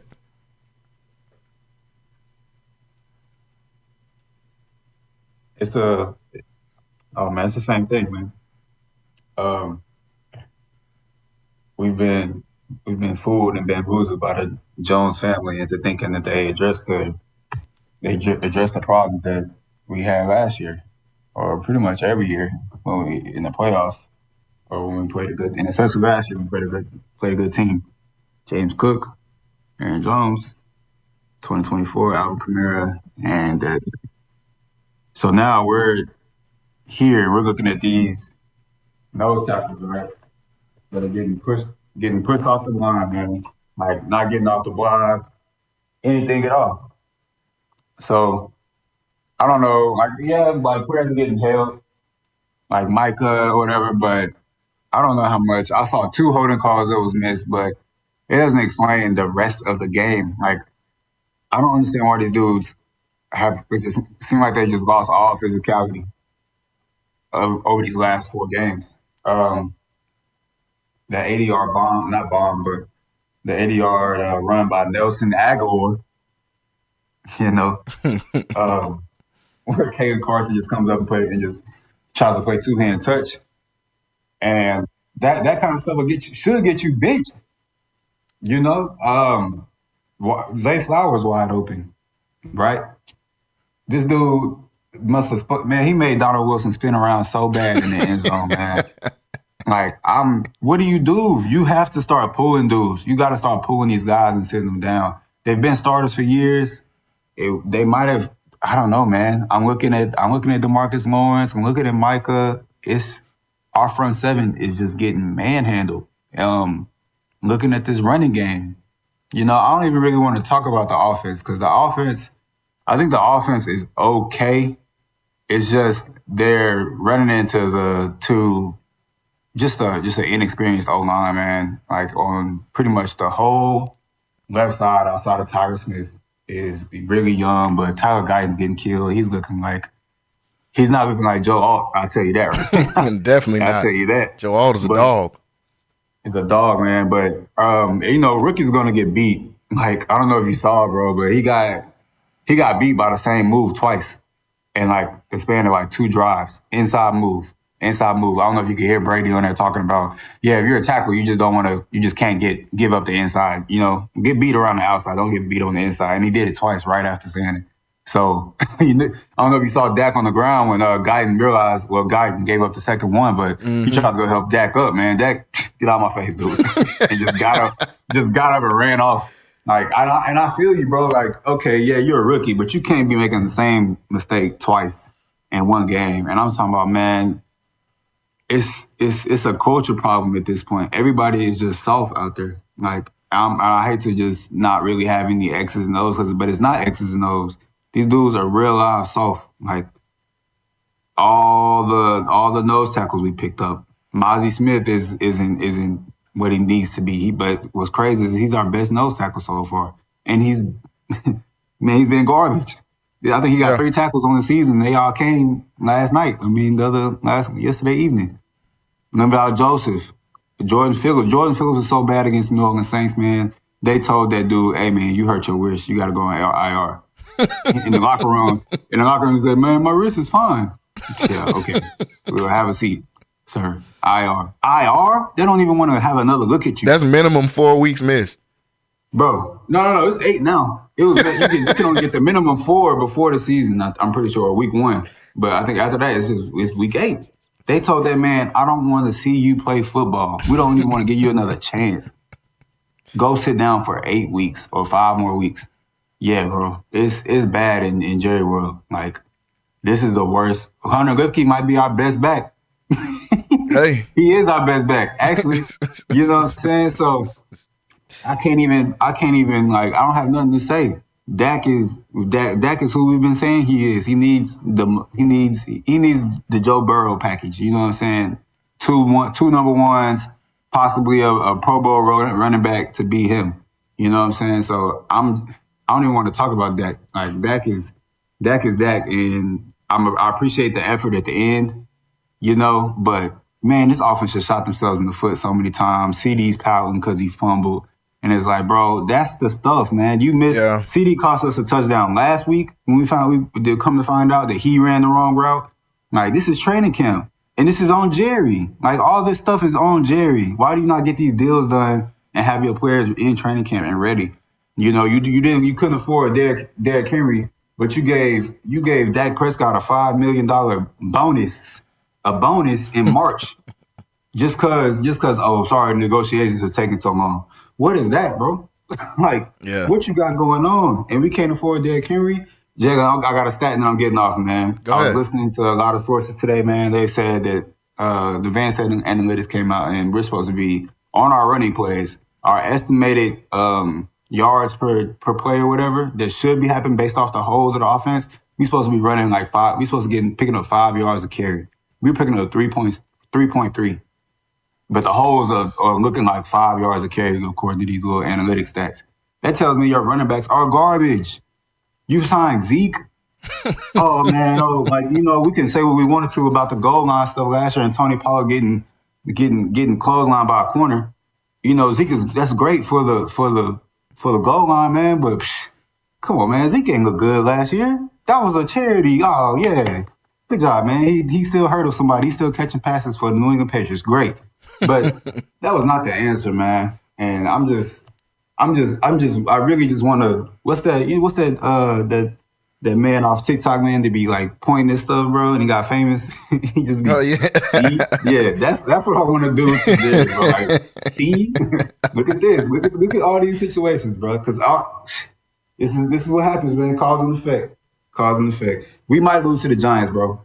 We might lose to the Giants. Our resume is exactly the same. I don't care about that come out. We got blown out, bro. 28-6. They took the foot off the gas. That's the only reason. No, I agree. I mean, I don't know if I'm ready yet to say a loss to the Giants because y'all know how I feel about the Giants, but we'll see. To your points, you made good points all around. It's not really much about the X's and O's, man. Those guys just aren't getting any push on either side of the ball like that. Well, apparently the offensive line is getting pushed, but the running backs are just going to the wrong place. 190 yards given up rushing last week against the Saints, and everybody was in panic mode. Well, this week they gave up 274 rushing yards, almost 100 yards more than an already horrible rushing defensive game for them. To your point about Ezekiel Elliott, Zeke, 3 carries, 6 yards yesterday in the game. I don't understand. You gave Zeke $3 million. I think Derrick Henry is playing for maybe $8 to $10 million or something like that. Come on, man. You could have got that done, Jerry. He's just trying to get everybody off his back. But, yeah, just an all-around soft performance, and I don't like what I'm seeing from CD, man. The pouting is going too far. It's not high school anymore, man. You got to stop the pouting stuff. Quay, what'd you think about this game yesterday, the Ravens and the Cowboys? The listen to Kyrell get a reality is beautiful. No, on a serious note, I'm gonna break it down for you. Like I really was trying to take away something good for that game. I really liked Dak down the stretch. He showed heart. I feel like he had more fight in the game than a lot of them. He didn't. He played good down the stretch. I like that. The defense, just trash. We told you the first week, Kyrie, it looked good in the smoky mirrors. They weren't good against the run last year. They're not any better this year. They didn't go add anybody to make them better. They didn't get anybody in free agency. They just plugged and played bodies, and they just thought new coordinators just go with it. No, can't do it. I wouldn't call it worse than the Giants, but the organization is getting there. You don't mind paying your players, but at what cost though? We're not speaking on we can't even speak on how bad the defense is because it ain't like they're getting torched over the top and Trayvon Diggs is getting cooked. No. It was Trayvon Diggs' birthday. It was his birthday, bro. They couldn't stop. Bro, like, come on. Nobody rap. Like, the pouting lets you know what the locker room looks like. You know what I'm saying? For CD lets you know. And CD had a big turnover. Yep. So we're watching the money that they gave not be the factor in the winning that they're looking for. And like I said with Dallas, they do have talented players, but they need the beef and potatoes, bro. The line's got to be that. And that's what happens to a lot of teams.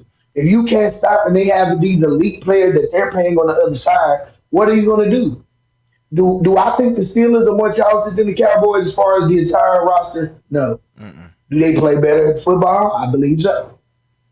Facts. And that's just me. I'm watching. And look, and like I've been telling y'all know we talk all the time. we're watching the change of plug and play players come in and be good right now on the defensive side of the ball and on the offensive side of the ball. And we're watching coaches come in without the resume, but have the game plan and actually implementing good players. Like I don't want to bring up my team too early, but I got to watch the 49ers without a lot of my star players.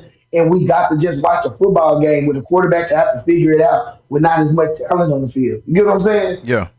We're watching football. We don't know who the best team besides Kansas City Chiefs is. When they are having close games with everybody. Yeah. We don't know who the clear cut teams are that's supposed to be running. We're watching two teams that we thought would be up there at the top of their divisions, and the Cowboys and Ravens fight for 1 and 2. Facts. So the league is changing. We're getting back to, it doesn't matter about the name. It's being coached up. The defensive, if we're watching the defensive side of the ball, not so many points, even though the Cowboys gave up 90 in the first half in 3 games. It's crazy. But, let alone we ain't talking about that. I'm just saying we're watching the game get back to defensive games. We're watching teams rally to the ball. Maybe not one person get the tackle, but if 3-4 people get to the ball. We're just watching football change back into a new look. And I like it. But, we don't have any clear cut. But the Cowboys game was kind of, man, we talked about this, Jay. I wasn't surprised, to be honest. But, No, there was nothing to be surprised about. Well, I can't say that. I thought they would put up a little bit better fight just because it was at home. I was surprised by how bad it got early, it being 21-6 going into halftime. I was surprised about that. But them running the ball on them, I'm not surprised about that. I am shocked. The 274 yards is crazy, though. After you just give up a $190 rushing, you backdoor the next week at home again and give up 274. It's tough, man. It's tough. And we're just seeing the changing of the guard with the Cowboys. They got to find an identity again. The days of Travis Frederick at center, Ron O'Leary at guard, Zach Martin at guard, Tyron Smith at tackle, those days are over with. Those days are gone, and they got accepted, including Zach Martin. Zach Martin's getting beat too. The rookie, he got torched yesterday. And I thought in the preseason, I thought he was getting a little bit too much hype about how good he's going to be, but I was like, he'll be serviceable. Nah, he's getting torched. He's getting torched. The only guy I see out there playing decent is Tyler Smith, the guard. Everybody else out there is getting torched, including Zach Martin, and that's cool. Zach Martin's old. That's fine. It's time for him to start getting torched. You've been killing everybody for a decade, so that's okay, but we just have to know that that's what that is. And when you're paying him a lot of money, top money for a guard, you're paying Dak the top of the market for anybody in the league. You're playing CD, top market for wide receiver. You have no running game. The O-line's not getting pushed. And you can't stop the run. Sometimes it just goes back to fundamentals, like Quay said. What does Mike Tomlin always preach with the Steelers and why the Steelers are always good? Stop the run and run the ball. Anything else, we'll figure it out. With quarterback, whatever, we don't see Mike Tomlin go to the playoffs with Mason Rudolph as a quarterback twice. So if you can run the ball and you can stop the run, those fundamentals will be good. And those are the two things that the Cowboys are the worst at. I'm not ready to say they're going to lose to the Giants because I'm not a believer in the Giants, even though I am a believer in Malik Neighbors. I knew he was cold, but I thought he just wasn't going to be able to do much because he got Daniel Jones. No, this dude, he's the truth.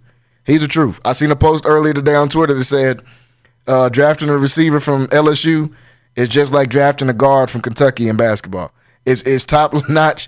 It's automatic all-star or automatic Pro Bowler if you pick one of them. And that's what we're seeing with Malik Neighbors again. He's a dog. So I ain't ready to say the Cowboys are there yet, but I do want to play a small piece of what Dak said yesterday when coming out of the tunnel after the loss.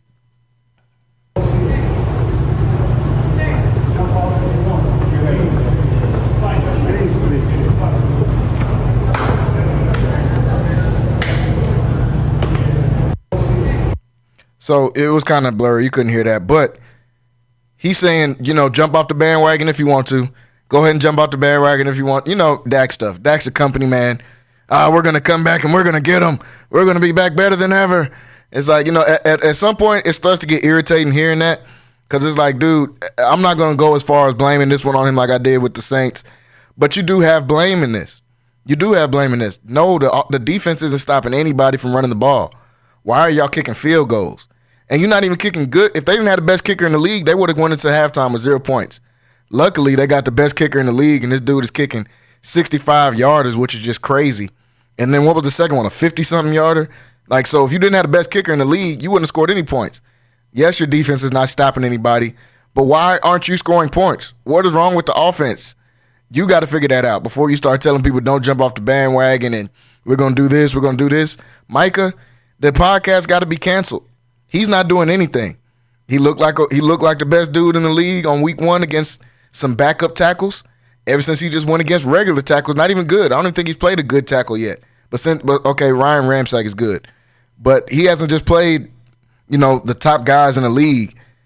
And you're going out here, you're not getting any production, man. You're a nothing burger in the run. You're pointless out there when you're running the ball pretty much. They need to put him back to linebacker and run situation because on the D-line, it's just bad. And then you're not dominating in the pass game like you should be. So the podcast has got to go. Dak, stop with the company talk, man. You got to actually change something. You keep doing the same thing and expecting different results. That's the definition of insanity. So he's got to do something there. But, Kyrie, what do you think about what Dak said about don't jump off the bandwagon? Is it time to jump off the bandwagon with the Cowboys, or is it just still week 3 and we got to get some more time in? Yeah, man. He's absolutely right. Like, you guys are what? We're 1-2. To be real with you, like all the real teams, bro, all the real teams is 1-2. Like, let's just keep it. I feel like the league is 1-2. So, like, it's cool, man. Like we played what we think is going to be. That was a 1 seed from last year. This hate that Dak is getting right now, man. Like I understand he's not playing. He's not out there saving the team and everything, and he's the highest paid man in the league. But I want to just reiterate, Tua Tagovailoa, whatever, makes $5 million less than this man. So and that's bad too. And that's bad too. But it's just the state of the market. So everybody's talking about another bad point. I'm just saying, when you are paying a quarterback this high, that doesn't necessarily mean that you're going to get a player that is Mahomes or able to save the team. I'll tell you what happened while we kicked field goals. Sacks and penalties that were not on that at all. So when I'm looking at that game, we kicked a field goal where we were inside the 10-yard line, and then a holding penalty and another penalty. And then the next drive, we get back in field goal range, CD fumbles. And now we're down 14-3. Yeah, the defense can't stop anybody, but this is a one-dimensional offense. He threw the ball 51 times with no inkling of a running game. That is not that. You can't. No. That cannot operate like that. He's not coming out there and throwing the ball 60 times, 50 times and winning the game. He needs a balanced offense. He needs players to not get penalties in key situations that's going to kill drives. And that's what we saw yesterday. Like, this is my point about the whole training camp thing. It goes all the way back to the Joneses. You don't extend Mike McCarthy, right? So what does that do? Your coach is gonna check out. He thinks he's not gonna have a job at the end of the year. You know what I'm saying? They just let the gas off the pedal a little bit because he knows he's right to think that.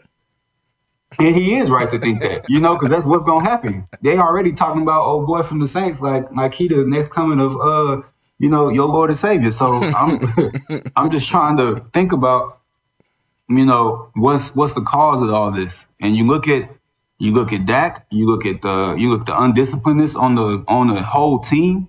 Honestly, the lack of aggression, everything to me here comes down to coaching in this organization. Our star players are star players. CD had a bad game, but I don't expect that to continue, And it's very frustrating as well, man. He's never lost in a Cowboys uniform. I mean, I don't think he's ever really been a part of just consistent, just trash, like back. Really think about it, his last 3 games have been just utter trash, outside of the Browns. Our last 4 games have been utter trash, Yeah. So I'm not even like, this is organizational. Like, yeah, I love the comments from Dak. I mean, maybe they do figure it out. You did play the Saints and you did play the Browns. I don't know what that game in New Orleans and Philadelphia was about. That was very confusing to watch what they put on tape against the Eagles.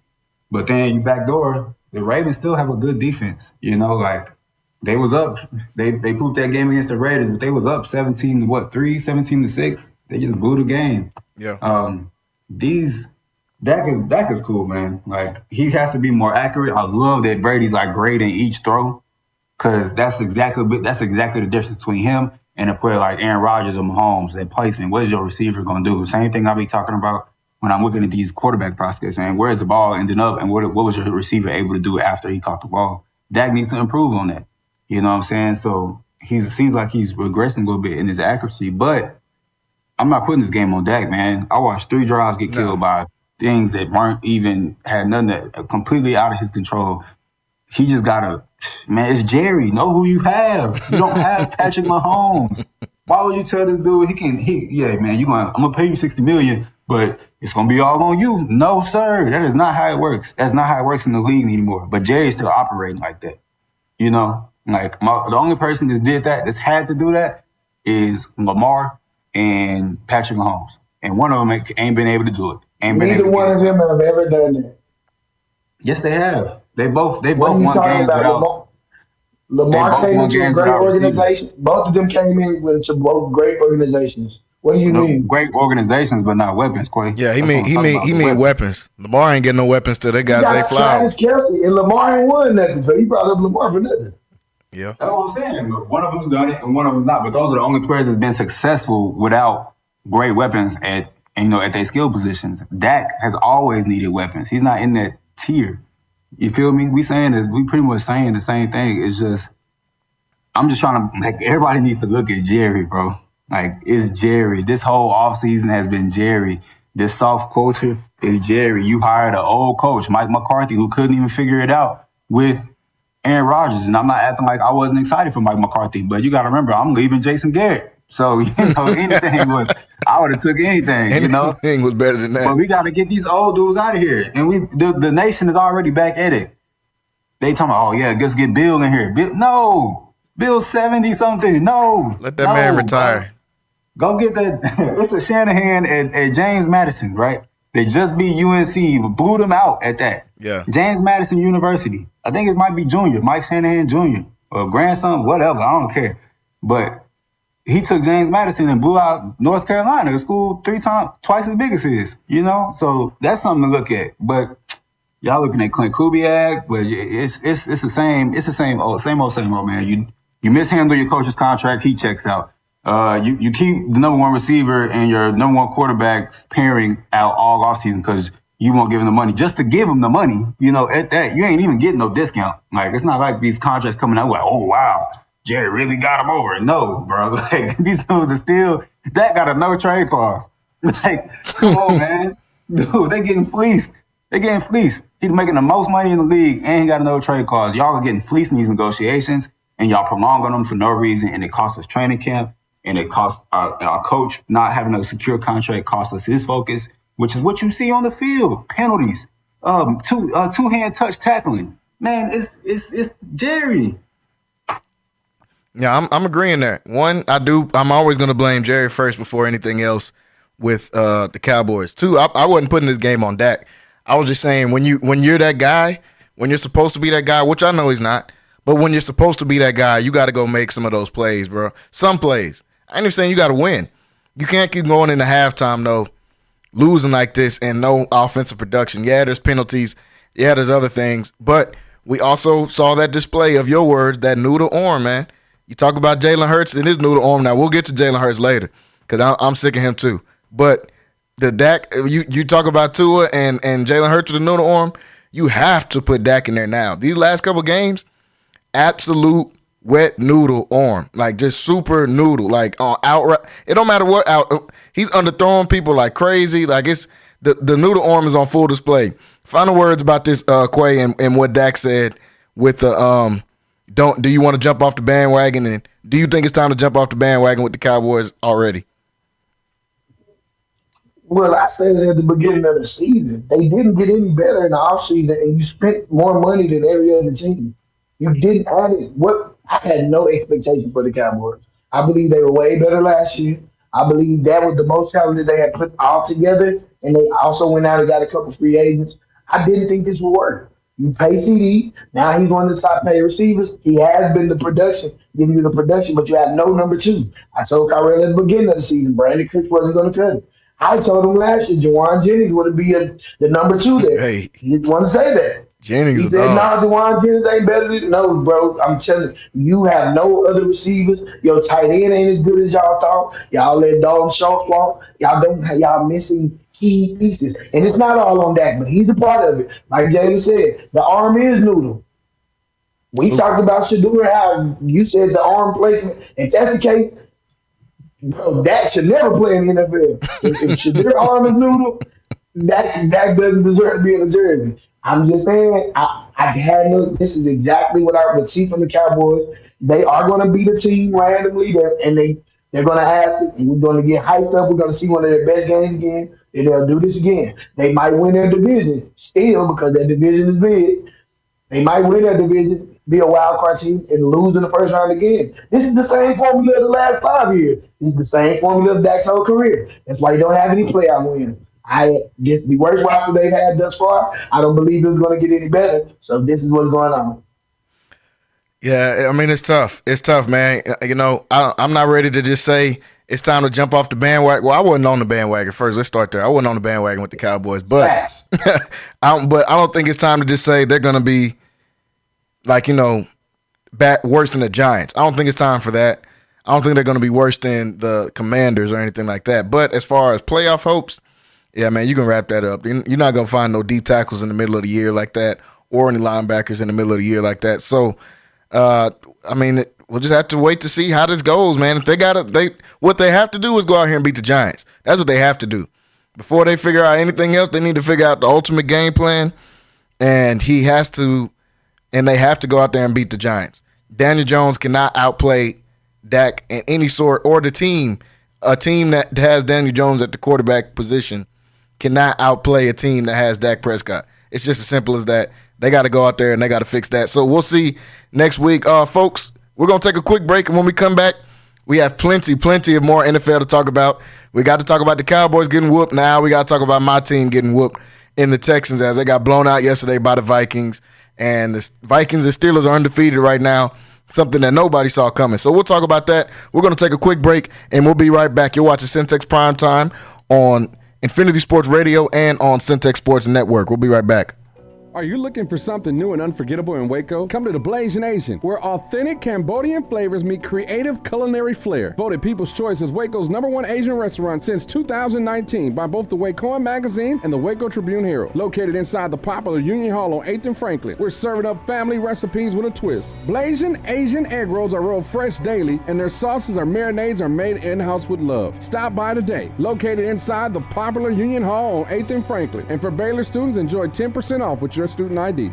The East Waco Empowerment Project, along with City Center Waco, is hosting WeBo, Workshop and Business Opportunity, to help create more entrepreneurs. Business owners like Aniceto Charles of True Jamaica Restaurant and Carla Dotson of Boardwalk on Elm attended WeBo to develop their business ideas into successful Black-owned businesses right in the heart of East Waco. WeBo can also help you turn your side hustle or business idea into the next thriving Black-owned business in our community. If you would like to attend this 10-week intense entrepreneurial workshop, go to WeBoWaco.org. That's WIBO Waco.org. Space.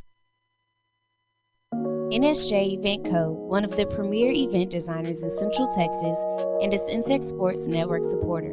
Voted Waco Awards Event Planner of the Year 2021, NSJ Event Co. is your go-to source for event planning. Whether it's your next baby shower, birthday bash, wedding, or retirement party, NSJ Event Co. will bring out the elegance, class, and style your event deserves. Call NSJ Event Co. at the number on the screen or scan the QR code to schedule a free consultation. NSJ Event Co., where the party lady takes care of all your event needs. Central Texas home for sports. It's Syntex Sports Network and Infinity Sports. Catch all your in-depth sports analysis with the best. The hottest sports show in the evening is Syntex Primetime, hosted by Jalen Gillis. Act like y'all. Weekdays 5 to 7. This is the Central Texas #1 leader in sports. Syntex Sports Network. That's right, sports fans. We can talk about sports. And Infinity Sports. Tune in to Primetime Sports Talk with Jalen Gillis. We can talk about Listen, it's that time. This is live from the Syntax Sports Network and Infinity Sports Studios. We live. Stay ready to voice your thoughts by calling 1-800-215-0598. Right here on Syntax Sports Network and Infinity Sports.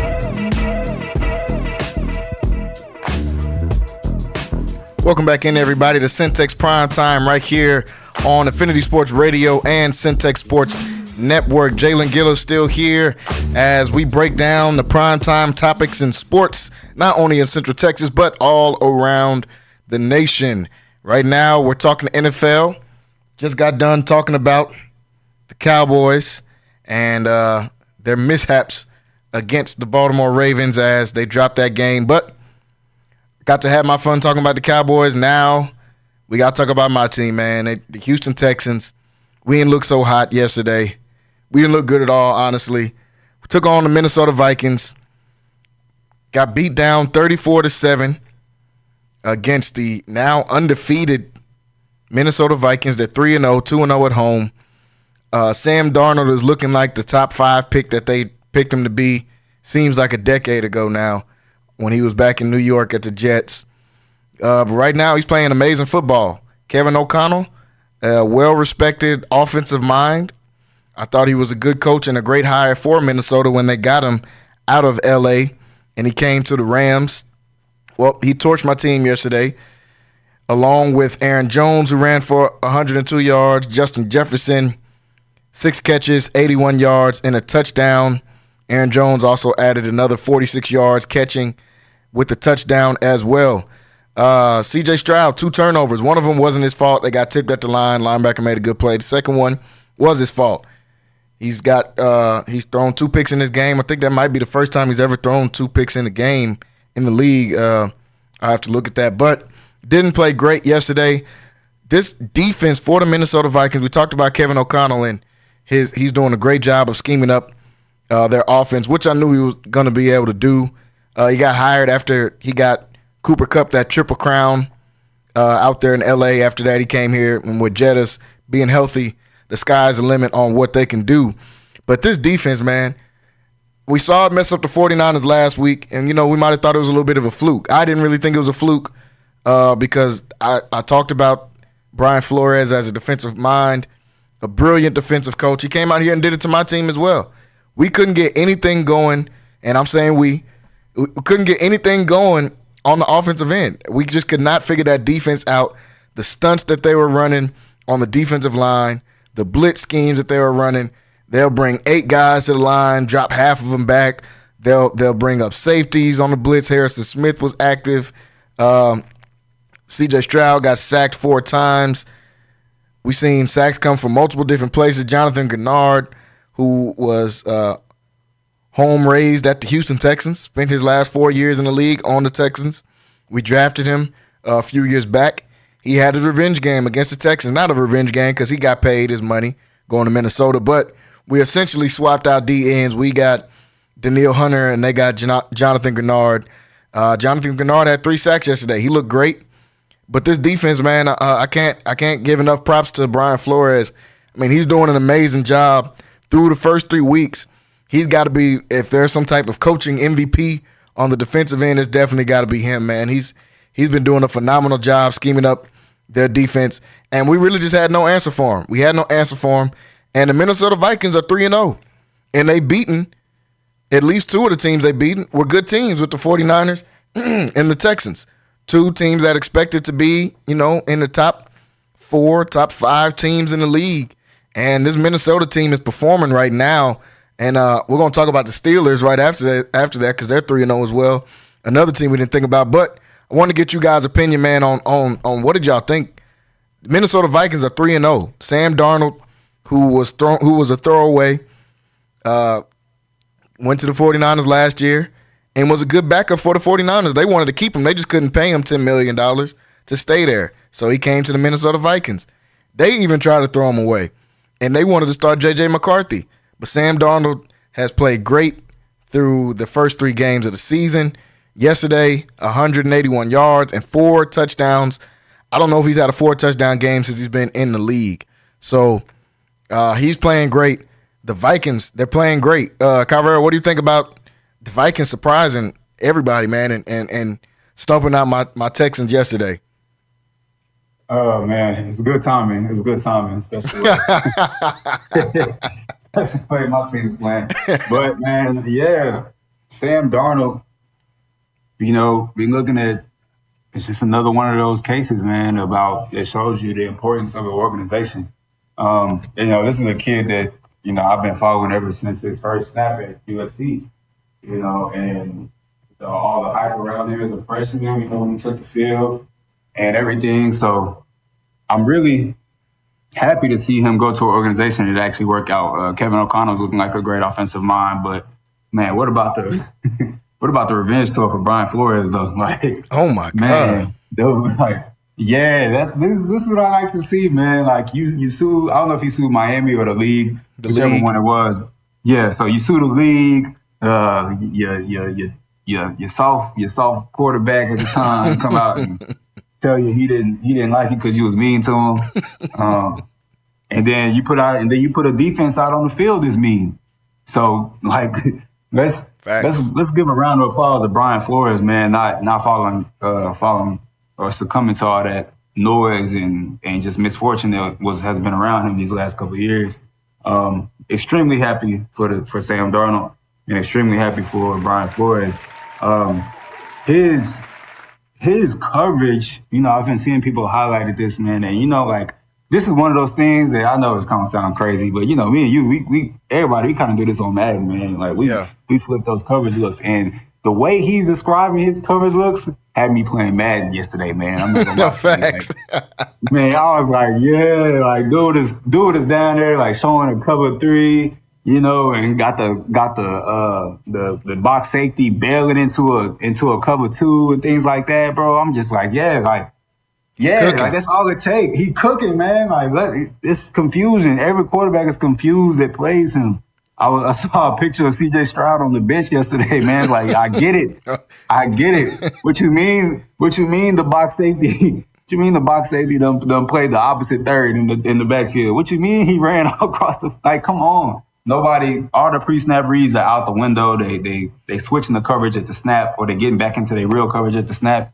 It's beautiful, man. It's beautiful. So I did not expect this, though. I thought Sam Darnold would beat out J.J. McCarthy for the spot. So when I saw J.J. McCarthy was starting, I was kind of like, oh, man, I guess the story is over probably, because I expected him to win that job. But just to have him come out here and play how he's playing, starting last week, that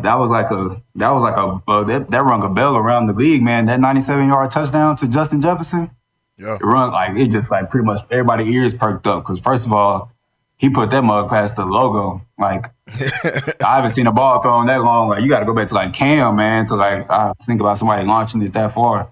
So I'm happy about it, man. We'll see. They are for real.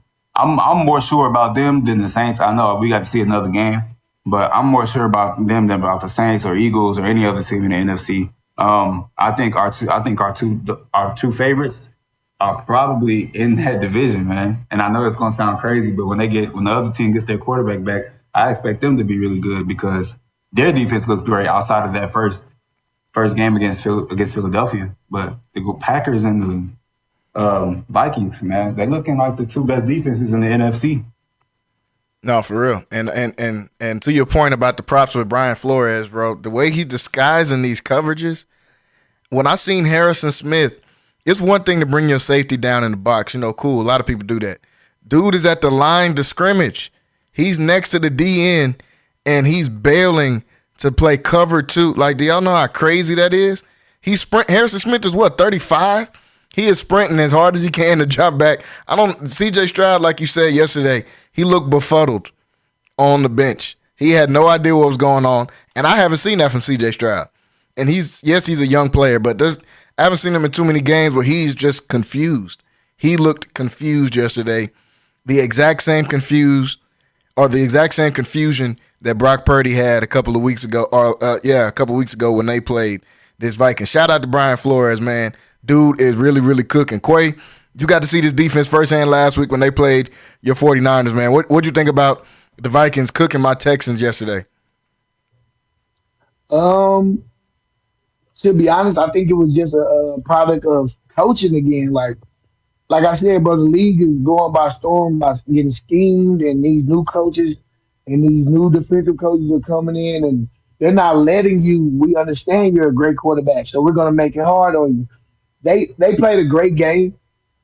They played a great game, and they also it was just like Kyrell said, it was beautiful. It's like watching puzzle pieces get together, and it made sense.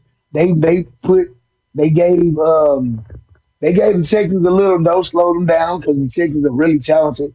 They're well coached, and we got to see that the game against the 49ers wasn't a fluke. I watched my team look behooved and shook when they got on offense. Like it was like watching, like it's like watching the Shanahans not have a answer for what they were getting through at them. And like Real said, they doing a bunch of pre-snap changes and motions, and they're not doing orthodox things. And it was good to watch coaching. It sucked to watch for the Texans.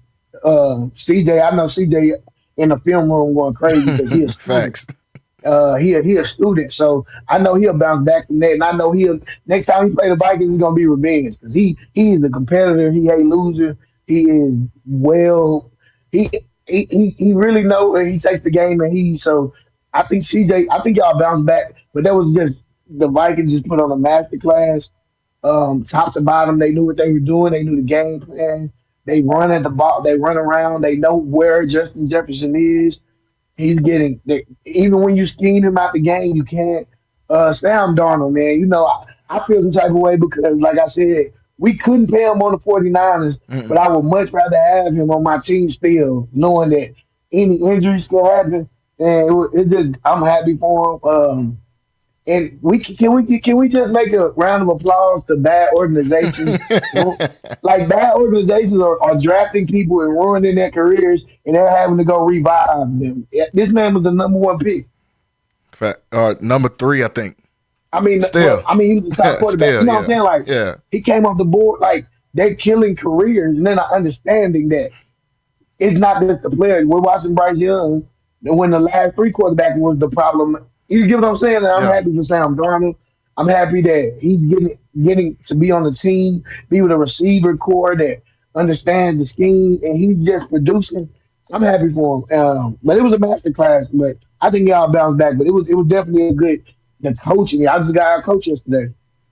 Facts. I mean, we definitely got our coach yesterday, and it's not often that you say that about the Texans. They got a great coaching staff, and to your point, man, these organizations, they're really ruining quarterbacks, and we're watching it in real time. We're looking at Geno Smith. We're looking at Baker Mayfield thrive. We're looking at Sam Darnold thrive. And half of them play for the Jets. It's got Fields. Yeah, Justin Fields. That's what we're going to talk about next. Half of them play for the Jets. I want to go back, and I'm starting to feel some type of way about my dog Bryce Petty that came out of Baylor, man. He went to the Jets. I thought he could have been a decent NFL quarterback. But he ain't get much time because the only time he got to play was on the Jets. I'm starting to think maybe if he would have gotten one of them Shanahan-type systems, he could have been decent. But Sam Darnold doing a great job. Vikings doing a great job. And like Kyrell said, man, I think they're for real. I don't really think this is a fluke. But before we go to break, I wanted to ask you about the other 3-0 team. I mean, the Vikings and Steelers being 3-0 and being one of the last undefeated teams left is not what I had on my bingo card to start the NFL season. But here we are. Justin Fields. Now, I said before the season started that I think Justin Fields should be the starter. And I knew that Chicago was ruining him as a player. But to see him literally get better every single week, he's not doing anything crazy, but he doesn't need to. You just need to win football games. Now, I don't think they would have beat the Chargers yesterday if Justin Herbert doesn't get hurt, because the Chargers are another one of these teams that are just sticking around in these games and just playing smart football. And if Herbert doesn't get hurt, it could be a different story. But he did, and the Steelers are 3-0. Justin Fields, 25 for 32, 245 yards, 1 pick, 1 touchdown. You know, he's had decent games in the league before, but to see him just go out there and just win. This dude's won at every level. We expected him to win coming in to the league, but he got drafted to a horrible organization. Look at what's happening with Caleb Williams. So, I mean, Justin Fields, he's doing a great job, honestly, running the helms, and I bet not see Russell Wilson put that helmet on, and come out there to start a QB. I will stop liking Mike Tomlin as a coach if I see him do that and bench Justin Fields for no reason, because dude's been playing great. Real quick, Quay, what do you think about the Steelers being 3-0 and them getting a win over the Chargers yesterday? I read a stat where like they were saying Justin Fields could win averaging less than 16 points a game, and that's totally correct. Their defense is playing great. They're totally like he's not making those spectacular Mahomes, but he's making the plays that they need, the first down that they need, the field, getting them in field goal. He's doing the runs. He's doing it at a fashion that is serviceable. He doesn't have to be one of the top 10 quarterbacks to be serviceable on a good team. He's a good quarterback on a good, well-coached team with a great defense. I think he played great for what the Steelers need. I don't want to see Russell Wilson again. I thought his career was about over. Respectfully, but it would be a total slap in the face, and I don't believe Mike Tomlin is going to sit a player that's winning for a maybe and a possible, because I don't see Russell Wilson putting them over the top. I'm happy for Justin Fields. Like you said, no matter what, look at what Caleb Williams is doing. So it's got to be these organizations. Caleb Williams is a great talent. No, you need help, and I'm happy for Justin. And, I don't want to be long-winded on the Steelers because I ain't no big fan of them. But great team win. Great for Justin Fields. He did exactly what Mike Tomlin asked, and I'm pretty sure Mike Tomlin's sleeping well at night knowing this. Yeah, I don't see him benching him for a possible either. That's just will go against kind of Mike Tomlin's character and that, and he's earning it. He's going out there and he's earning these wins, man. He's 3-0. You can't bench the dude. Now if he go out here, have one of them old Justin Field games where he throw 3-4 picks, maybe you reconsider that. But right now, man, he's just doing what he's supposed to do. He had a rushing touchdown, he had a throwing touchdown, but it was really more of the throws, and not that they were just crazy Mahomes type throws or Herbert type throws. They're just the right throws, and that's something that was a question mark around him his first few years in Chicago. Can he just make the right throws? Right now, he's doing it. Kyrie, what do you think about Justin Fields and the Steelers being 3-0? Yeah, it's a great story, man. I'm happy that he's performing and especially getting Russell Wilson out of there, man. He's done his duty. It's time for him to ride off into the sunset, man. We moving on. But yeah, I just love the whole thing, man. Justin Fields thrashed and trashed for the first couple years of his career. It goes to Mike Tomlin, the criminally underrated head coach, that just keeps somehow making the playoffs every year. That really never gets mentioned as the best coach of football to me. But, yeah, but I get that, Super Bowls and stuff. But they pair up, and it looks like his career might be getting a fire lit under it again, and so that's just always great to see, man. And then just the reiteration of what these bad organizations can do to players. Like, these dudes aren't bad. This is the cream of the crop. Like, they got some talent in them, man. And especially 9 times out of 10 at the quarterback, man, it's looking like it's probably going to be these organizations that's throwing these guys, So I look at Tennessee and Malik Willis, man. Like, facts. They put the side by side up. And I don't think I know everybody. I haven't really seen his name a whole lot, but man, I don't think nobody had a better week than Malik Willis. You go to the team that drafted you and would never start you, drafted another quarterback after you that put over you, and then you go in there and put up 300, 2 touchdowns, no picks. Malik Willis, man, that's another story. Titans can't really develop no talent, so goes to Green Bay, and these coaches are just elevating, man. They breaking down these offenses. They taking all this pressure off of these quarterbacks. Like, you see it with Justin Fields. He's not calling protection. His linemen are. Even with Jalen Hurts, they do that thing. That's why Jalen Hurts has been so successful. His Landon Dickerson calls out the protections on that offense. It's just taking stuff off of your young quarterback so they don't have to be Peyton Manning. Like, you know what I'm saying? Just making it easier for the team. And then what was another thing, man? Caleb Williams is going to be a dog. He's going to be a dog. And I hope so. If he's looking like that, I saw a play, man, the Chicago O-line. They're terrible. Did you see that picture? Yeah, I seen that. That was terrible. every old lineman was on their belly, bro. Every single old lineman got put on their belly, and just 5 dudes at the running back. I said, nah, bro. But so I'm thinking, you know, a lot of these young talents are coming in, man. They're gonna be all right. They just got to get around right. Nice and rush. Shout out Justin Fields, though. Yeah, and I ain't saying I'm never saying Caleb Williams is gonna be sorry. I just don't, you know. So a lot of people were thinking he was gonna come in right away and just be plug and play, and it just don't work like that. But you made a great point about Malik Willis because I forgot about him. The Titans, I mean, they didn't even really give Dude a chance. He might have started a couple games where Derrick Henry wasn't even playing, D-Hop wasn't even playing, no receivers, no O-line, no running game, and just be like, oh, well, you threw some picks, so you must be sorry. Then they draft Will Levis, another product of, hey, man, another product of he's tall and white. Let's draft Dude, man. He's tall. He looks like he could throw the – I don't see what made them get Will Levis like he is just going to be some type of dog. You put him in there, and he's probably had 2 or 3 of the funniest pictures in this young NFL season. The one in game 1 where he threw the pick six and had his hands over his head, and then it was one again this week. I'm like, man, you have to stop. I don't think he realizes that there's cameras on him whenever he's doing this stuff, but it makes for great television, and he is hilarious. He's just not good at quarterback. And Malik Willis, that is how you go in there and flush somebody, man. They gave up on you. This dude didn't even learn the system. They picked him up. He flew out there on a Wednesday. He has to start in like 10 days, less than that. Like, so that's crazy to see how much of a impact these coaches can have. And shout out to, because I want to say Matt LaFleur was on that Redskins coaching staff as well, but I can't remember if he was when it was Kyle Shanahan. He was. Sean McVay, Matt. Hey, bro, that needs to be studied. It was some dogs on that coaching staff, and the Commanders were still sorry, but they were some dogs on that coaching staff.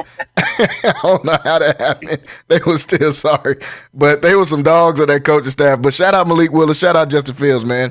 Folks, we got to take a quick break. And hour number 2 coming up, we got to talk about Baylor dropping the ball against Colorado, unfortunately. But Shedeur is a dog, and so is Travis Hunter. So we'll talk about that.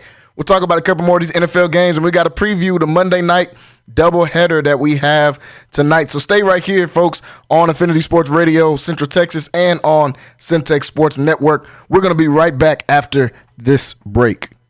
NSJ Event Co., one of the premier event designers in Central Texas and a Centex Sports Network supporter.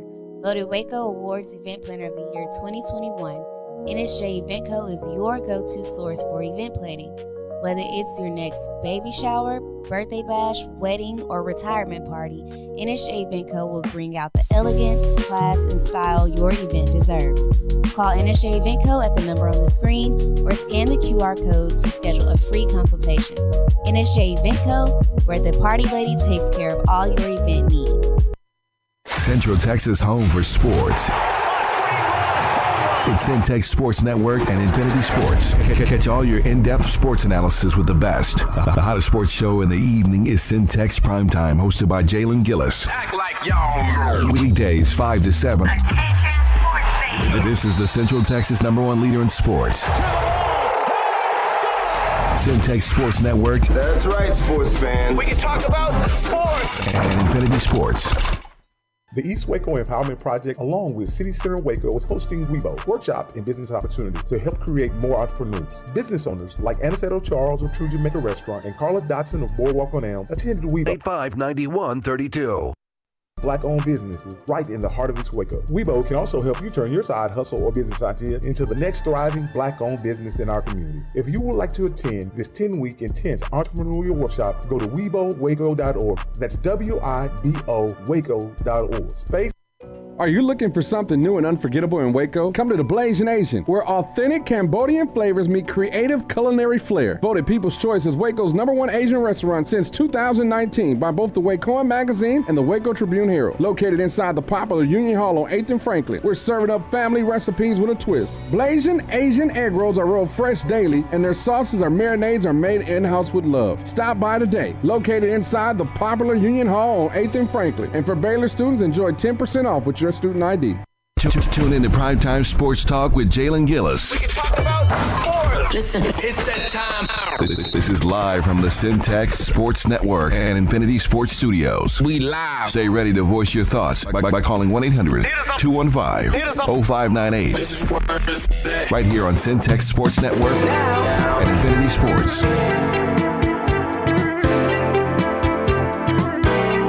Welcome back, everybody, to hour number 2 of Syntax Prime Time, as we get ready to talk about the primetime topics here in sports, not only in Central Texas, but around the nation as well. Thank you, everybody, for watching and listening with us today as we break down some football on the NFL recap weekend. Still got 2 games to take place tonight, and we'll talk about those a little bit later here in hour number 2. Once again, thanks, everybody, for watching. Make sure you guys go on to YouTube to be able to watch the show weekdays 5 to 7. That's on Syntax Sports Network on YouTube, Syntax Sports TV on YouTube as well. Or you can jump on the Facebook, Syntax Sports Network, and watch there. If you want to listen to this content, download the app Syntax Sports One on the Google Play Store and on the Apple Store as well. Still here joined with Kyrell Gibson and Quay on here, as well as we're going to go through a couple quick takes, man. Just some stuff that happened this weekend. Nothing crazy. Some topics that everyone's been talking about, and one of them is the best game I've seen in college football so far this year, man. Colorado taking on the Baylor Bears. Baylor had this game in control for a majority of the game, but at the end of the game, it slipped away. Actually, on the last play of regulation, slipped away from the Baylor Bears as Colorado came out with the win in that game in an overtime thriller. Best game I've seen in college football so far this year. 38-31, Colorado comes out with the win. Now, Shedeur, he didn't play his best game, but he proved a lot to me in that he got beat up pretty much the entire night. I mean, they were killing this dude. I mean, Baylor's D-line all looked like first-round picks, 8 sacks, and could have had like 15. That's around what I counted. Could have had 14 or 15 sacks in this game. Shedeur was able to break away from so many sacks in this game. Steve Linton was just relentless out there on the field. They could not block him at all. I still stand on, I think that Benson, the right tackle for Colorado, might be the worst right tackle I've ever seen play football. But that's neither here nor there.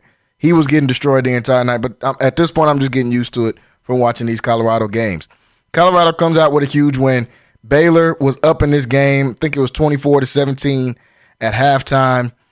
Colorado came out and struck again. Baylor was able to come back, take the lead. But in the final seconds, Hail Mary, could have been 2 scores in a row, honestly. Shedeur found somebody 2 times in a row. I don't even know how you do that, but he did. Found somebody 2 times in a row to send them to overtime. They come out of overtime, they score immediately. Baylor gets the ball back. They get in scoring position, and Travis Hunter comes and hits the ball with his helmet, knocks it out. Ball goes through the end zone, and it is a touchback. Game over. Colorado wins. Crazy game, back and forth game, very entertaining game, and it's 2 teams that I root for. Of course, I'm a Baylor fan, but I do root for Colorado, at least while Deion is there and Shedeur and Travis and those guys are there. One point I do want to make. If the committee or whoever it is doesn't just go and drop the Heisman Trophy off in Colorado and give it to Travis Hunter, I have no idea what we're doing. All these lists I'm seeing of Carson Beck and all these other random people. Can anybody name me? And you can see on the screen, guys, if you're watching with us. And if you're listening, I'll say the number. 1-800-215-0598. 1-800-215-0598. That's the number you can call at. Can anybody name me a better football player than Travis Hunter in the country? Any team. Carson Beck, the quarterback for Tennessee, whoever we're going to put up there and name as these Heisman guys. Is anybody better at playing football than Travis Hunter? He is possibly the best receiver in the nation. He is possibly the best corner in the nation at the same time. It's really ridiculous to be able to see. No, he's not going to be able to do this in the NFL playing full time. But if they give him half snaps on both sides, he can do it. He can play. You bring him in on third downs to play corner. You bring him in on second and third down to play receiver. He can do that. He can't play full time like he's doing right now in college, but this dude is a monster. The best player in college football, I think, hands down. I mean, y'all can jump in the comments on Facebook if you're watching with us or on YouTube. Let me know some names of people that y'all think are better than Travis Hunter. I don't see anybody through the first 4 weeks of the season, anybody better than Travis Hunter for Colorado. But like I said, very, very entertaining game. Quay, I'll start with you, man. I know you was watching this game. What'd you think about this win for Colorado against Baylor a couple nights ago? I think we got to see Baylor understand that they can raise their level of competition. We get to see everybody's best game against Colorado because they know it's on prime time. Yep. We got to see Baylor find out who their new quarterback is. I think we got to see their defensive identity to fight. But we have to bring up how cold Shador is against Tyrell.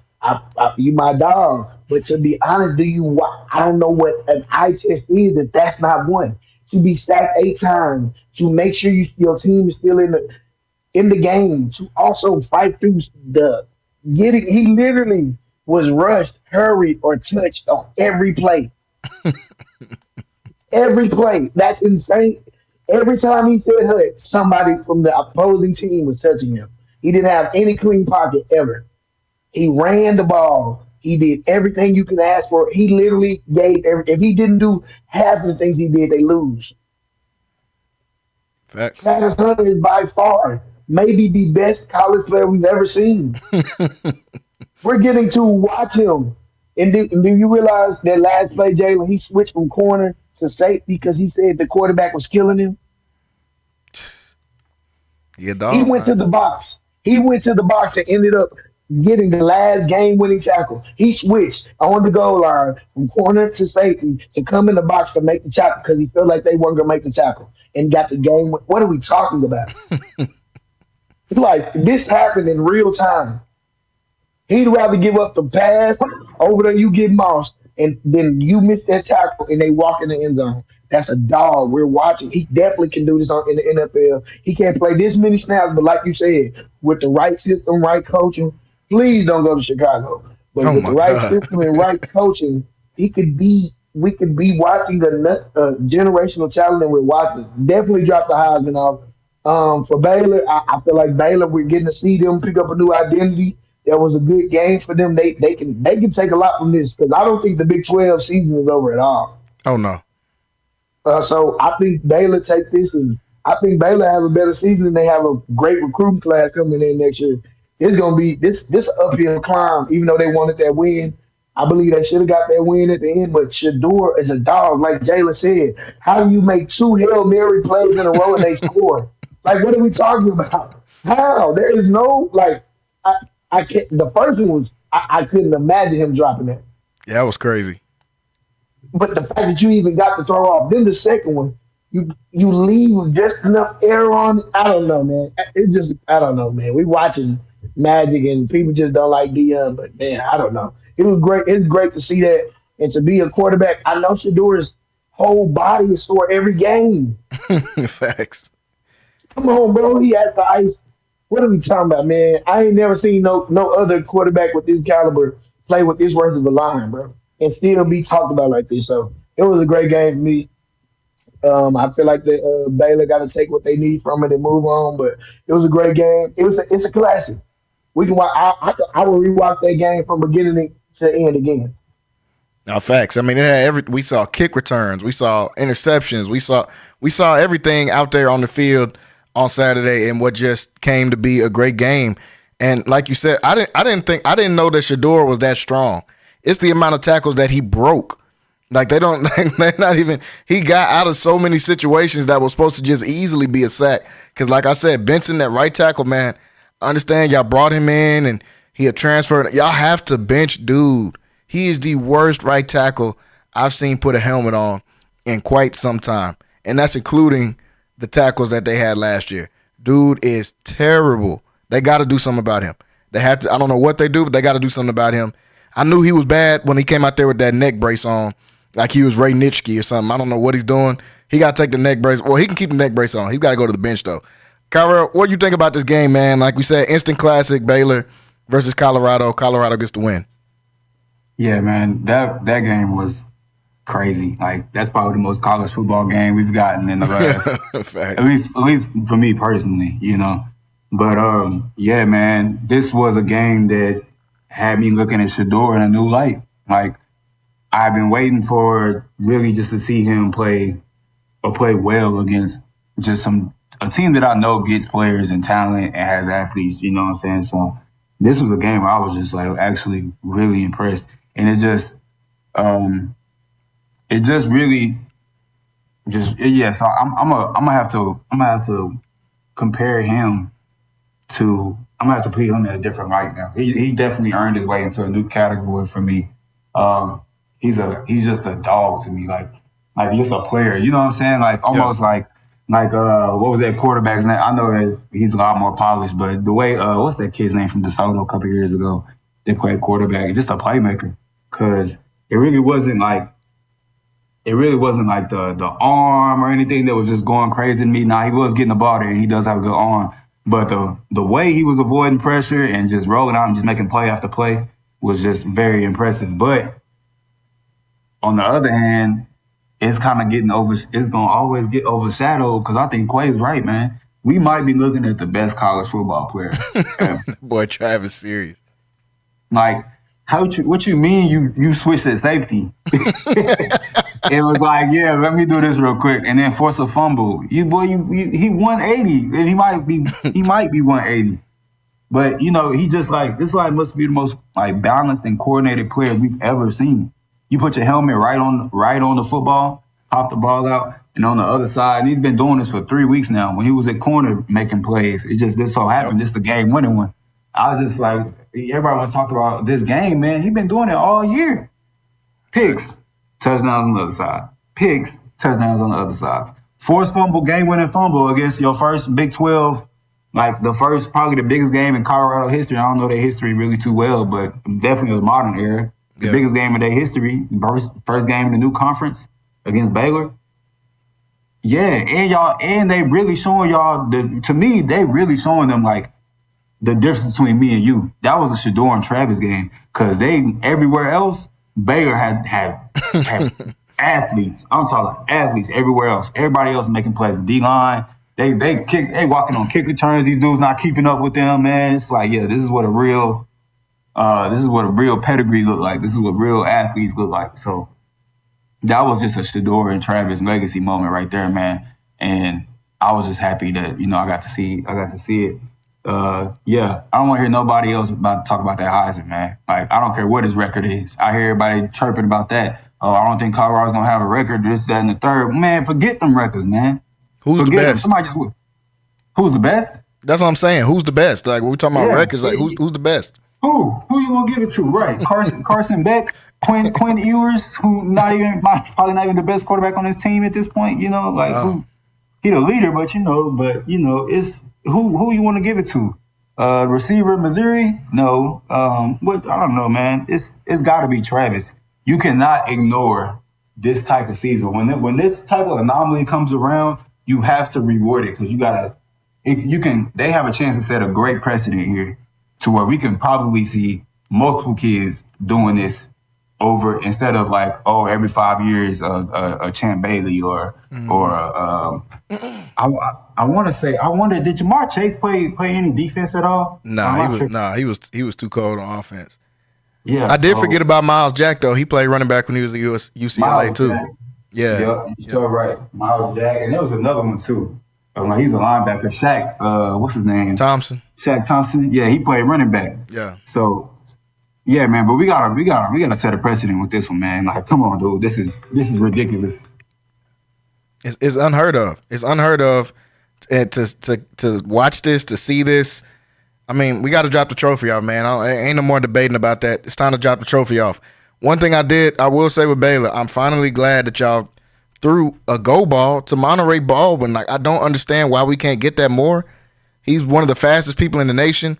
I don't understand why we don't get that more. And the ball was a little bit too long, left out there too long, but still he was able to go out there and make a play. I don't understand why they don't give him the ball more. The dude's one of the fastest guys in the nation. And then with Colorado, yes, Baylor was a test. Hey, man, they got a test for real coming up. A lot of people are not going to talk about it with UCF, but Colorado's weakness right now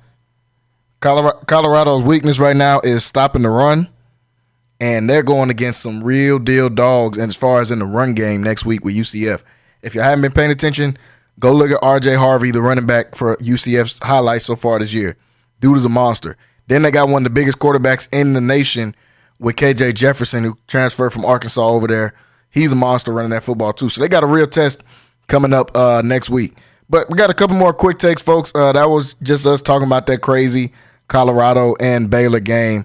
So we'll see how both of these teams do moving forward in the rest of the season. Another quick take. I got to talk about, like Kyrell said, Jalen Hurts, man. Jalen Hurts, another turnover. They won the game, so I will give him his props. They won the game, and they won a game that I didn't think they were going to win, honestly. I thought this was going to be the Saints. I mean, they look like world beaters in the first couple weeks, and I thought that the Saints didn't really or the Eagles didn't stand much of a chance, but they won the game. But Jalen Hurts has got to stop turning the ball over. Had another pick yesterday, and I know this warms Kyrell's heart talking about this one. He'll jump back on here later with us.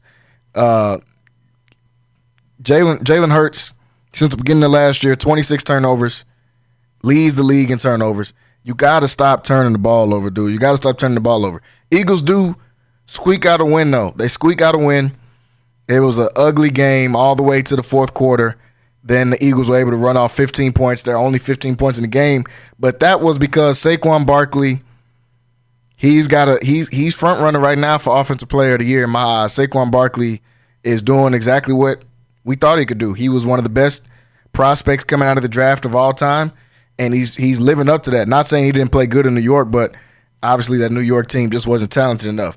Now that he's around dogs, I mean, he is just a complete game changer. He's taking the games over for the Eagles. He's the reason why they have 2 wins. Yeah, everybody was getting on him last week. He dropped that pass, and that would have ended the game. That is true. But he made up for it. 17 carries, 147 yards, 2 touchdowns.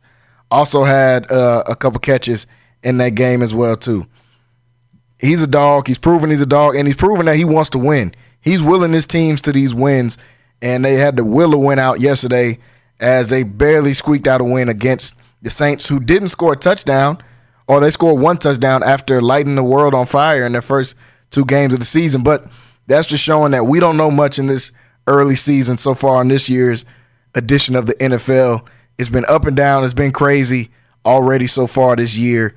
Teams that are undefeated that we didn't think would be undefeated, teams with a lot of losses like Baltimore, like Jacksonville, who's playing tonight, like the Bengals, who are playing tonight, who haven't won a game. So there's a lot to be discovered about this NFL so far. Quay, what do you think about the Eagles squeaking out a win yesterday, and then this stat with Jalen Hurts leading the league in turnovers since the beginning of last year? I think the Eagles, good win. They needed it. Jalen Hurts is struggling. Kyrell, like I said, I give Kyrell props for calling last year. He brought the same slump from last year into this year. We're watching his game. Everybody has the film on him. He hasn't really got any better as the Eagles quarterback. He has a lot of talent on him. He has no excuse. So it was kind of hard to watch. But the Eagles squeak out a win. They do slow down the Saints, who we were putting on the pedestal, which I still think they're good. I think they just had a bad game. The Eagles didn't not just beat them bad. It was really an ugly game. The points were ugly. It was just an ugly game. But Jalen Hurts, man, if he didn't have Saquon, they might be no win. So 0-3. It's terrible, man. I feel sorry for him, but he's still playing like Jalen Hurts in Oklahoma, and that's not gonna do it in the NFL. Like, it's not. His mechanics as a quarterback, throwing the ball, it looked like it hurt. He got a noodle on him too. Like, man, I don't know what, but I'm not writing Jalen Hurts off because it's competitive. Fact. I think he just needs to get back to doing just like they're doing with Justin Fields. Just make the throws that they need. You don't have to be Superman. You don't have to make those crazy. Make the 6 yard stop throws. Make the 5 yard out throws. Bro, just be a quarterback. You don't have to be this extra. You're gonna get paid anyway. Yeah. Just be a regular quarterback. So that's what I take away from that game. But hopefully Jalen Hurts get it because I don't know, man. That is terrible. Yeah. And still a win, so I guess they'll be all right. Yeah, it's still a win, and that's the one thing I can say about Jalen Hurts, and his coach came out there and said it. He is a winner, and he didn't just play horrible yesterday. It's just stop turning the ball over. It's the same thing with whenever Dak turns the ball over. It ain't about Dak. It's just out there going, some Daniel Jones stats or something, or Caleb Williams the first couple weeks, like he just 8 for 30. But stop turning the ball over, and nobody has done that more than Jalen Hurts in the last year and a half. No one has turned the ball over more. And it's not even just picks. He fumbles it. Like, it doesn't matter what it is. Because you go 29 for 38 with 300 yards. Most of the time, that's a decent game. That's a pretty good game. But you got to stop turning the ball over, though. I don't know what it is with him. He fumbled. He had 2 turnovers yesterday. He fumbled the ball, and he threw a pick. Like, you have got to stop turning the ball over, man. And Saquon is their saving grace. Kyrie, I know this is a fun topic for you. Go ahead and talk about Jalen Hurts and these turnovers, bro. He's leading the league in turnovers, and then talk about the Eagles squeaking out a win yesterday. Yeah, man. I was very confused by that game. Just to watch what happened against the Cowboys the week before, and then just not to have any inkling of the same team in the Superdome or whatever they call New Orleans Stadium Dome. Mm-hmm. It was just, I was so confused. But again, Jalen Hurts, he don't look bad, bro. Like, he's doing what he's supposed to do. Yeah. He ain't really out there trying to do too much. He's just making the throws he got to make. He made the throw he had to make, but it's just like, it's just another thing. It's like, okay, they won, but bro, like, we know what we saw. Like, y'all wasn't supposed to. Yeah. I tell you that. Like, you just got lucky because your players ran into each other, their players ran into each other. But same time, man, I don't know what you do with the kid. Like, you got the pieces around him. I'm attributing it that he's gonna look better when AJ Brown gets back. When AJ Brown gets back and he doesn't have to force to Devontae Smith and all, because I think that's how that pick happened. Devontae Smith was like rounded his route, Yeah. So Tyrann Mathieu, another GOAT, jumped in front of that thing. But it was I don't know, man. I don't know what's going on. Like, come on, Quay. He's gonna say something. Oh, bro. It's fine, man. I almost got it. And then Jalen, he laughing from the other room. Yeah. Man, but yeah, he's okay, man. I just don't know what's up with the turnovers. That's what it is. I'm really not sure how to fix that for him, because I think the stat. I think I didn't hear what stat you guys mentioned, but I think I know which one it is, and it is ugly. So 26 turnovers, leads the league since the beginning of last year. Yeah. I thought you was gonna talk about the last three or four games. It's a stat where he's just like close to the Daniel Jones stat we read about the other week. Yeah. So it's I don't know, man. Like, they've taken I don't want to say the brains of the offense, because he can't or he's not smart enough to do it. But bro, like, I'm watching Landon Dickinson do the pass protection, and I'm like, man, that's the most quarterbacks they do that. You don't do that. I haven't really seen that before, but I just saw somebody point that out, and I was like, oh well, I'll be like, well, is he really? This is how this is what that looks like. So I don't know how you fix it, man. I'm still not sold on the Eagles. Like, I still think if we play the Eagles, that it's going to be a close game, despite how we look against the Ravens and the Saints. Saquon is a game breaker. It's time to reopen that chat about, him and Christian, who's the best. Yeah. Because, hey, Saquon, man, the Giants, how you fumble that, man? They just had Saquon just on like, acting like he wasn't in the league for the first couple years of the season. But, he he was probably ability-wise, like Saquon couldn't be beat up there with McCaffrey. He really looked better than McCaffrey to me. It's just McCaffrey got better hands for sure, especially after last week. But, yeah, man, Saquon is a dude, and I'm looking at that team, and I'm thinking they should be right. They should be where we at, honestly, 1 and 2. But I'm not scared of him. And Jalen Hurts is a big reason to that. I think he's gonna keep doing this. He's been doing that outside of that Super Bowl run, but I'm not sold, man. I'm happy about it more than likely, but I don't want to see that brother, man. My brother freshly engaged, got a beautiful queen, so I want him to really figure it out and just not look too bad, still lose here and there, but I don't want you to play like garbage though. You can be worse than Dak without being that, You know what I'm saying? We can find a middle ground here. So I'm happy about it, man. I'm not scared of the Eagles. They got, I don't know. I think this is what I really think happened, dude. I think New Orleans, New Orleans, Dallas, like that's kind of like that's a little rivalry. That's one of them rivalries. That's one of them regional rivalries, right? Yeah. Like probably like San Francisco and the Rams finna be, because I'm sure them Rams fans don't like that being a San Francisco stadium. San Francisco get 2 home games, or 4 home games every year. So facts. I'm I guess they in the same division, but you know what I'm saying, regional rivalries. And I just think they were so hot to play Dallas that they might have came out there on some extra stuff and then came back down to earth this week. So I think all these teams are really right around each other. It's just, oh man, I don't know. I don't know who's good in the NFC, Jacob. Tampa Bay lost.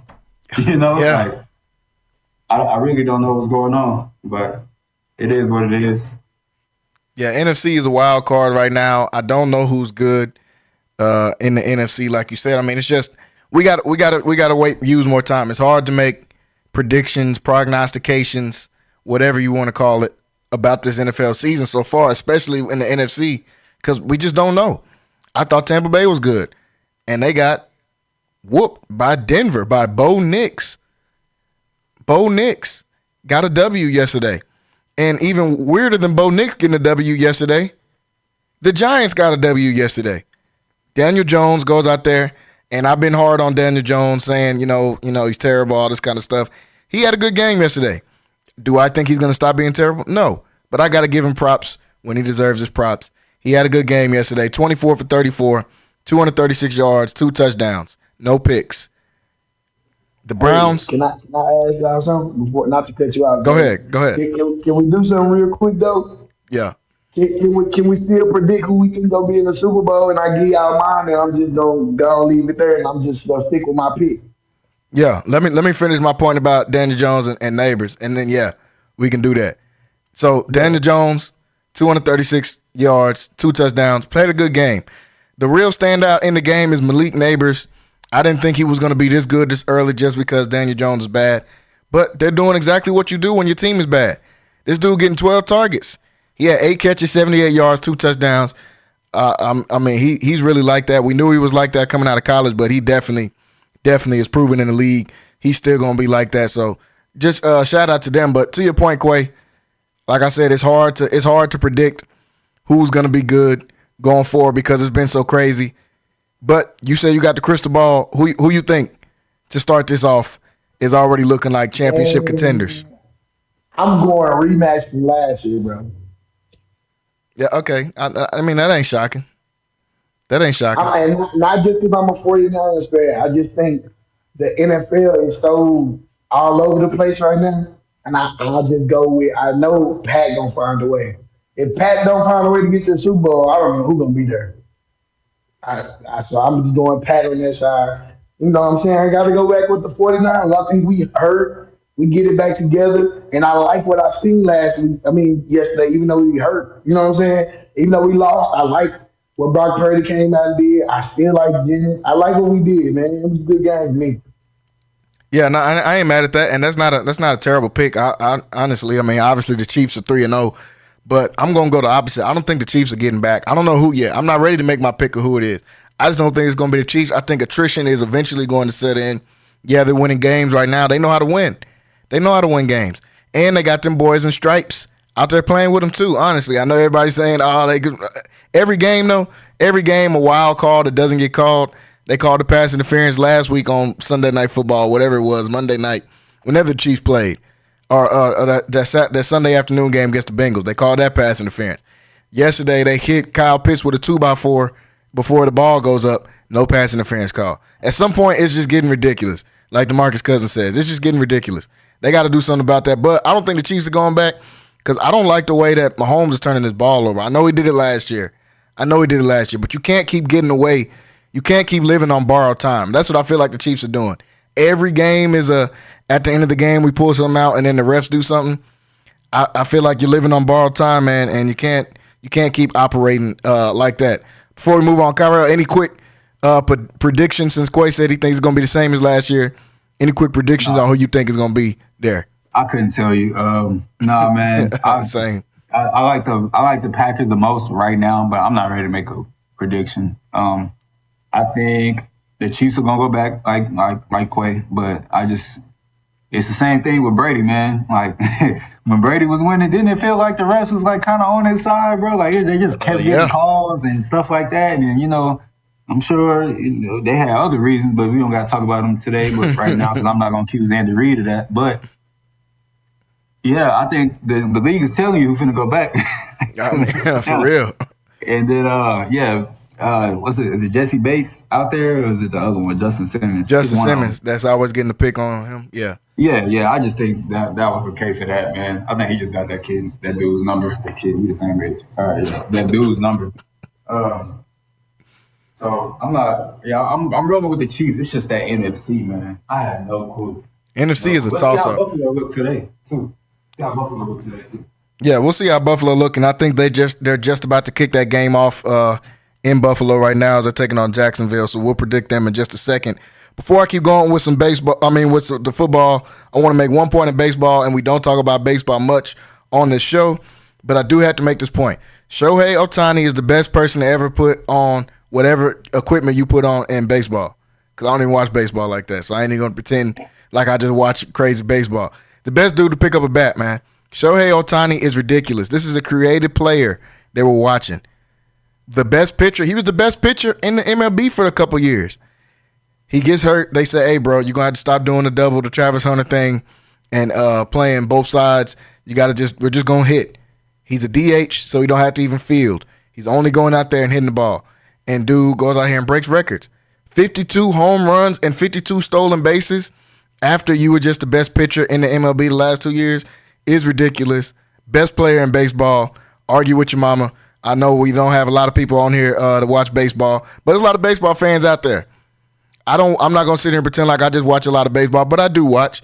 Shohei Ohtani is the best person to ever play baseball. I just wanted to make that point.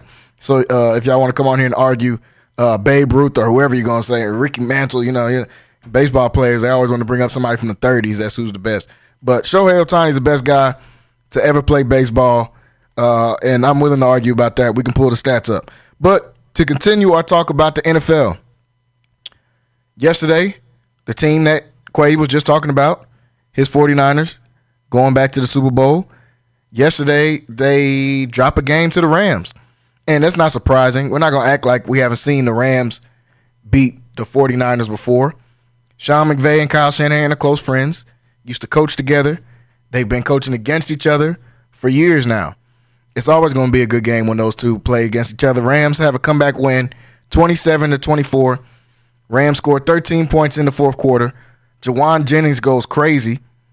Kyra, for your take of Jawan Jennings or Michael Gallup, we know the answer. Jawan Jennings goes 11 catches, 175 yards, 3 touchdowns, and really just puts on, man, in the absence of Deebo Samuel.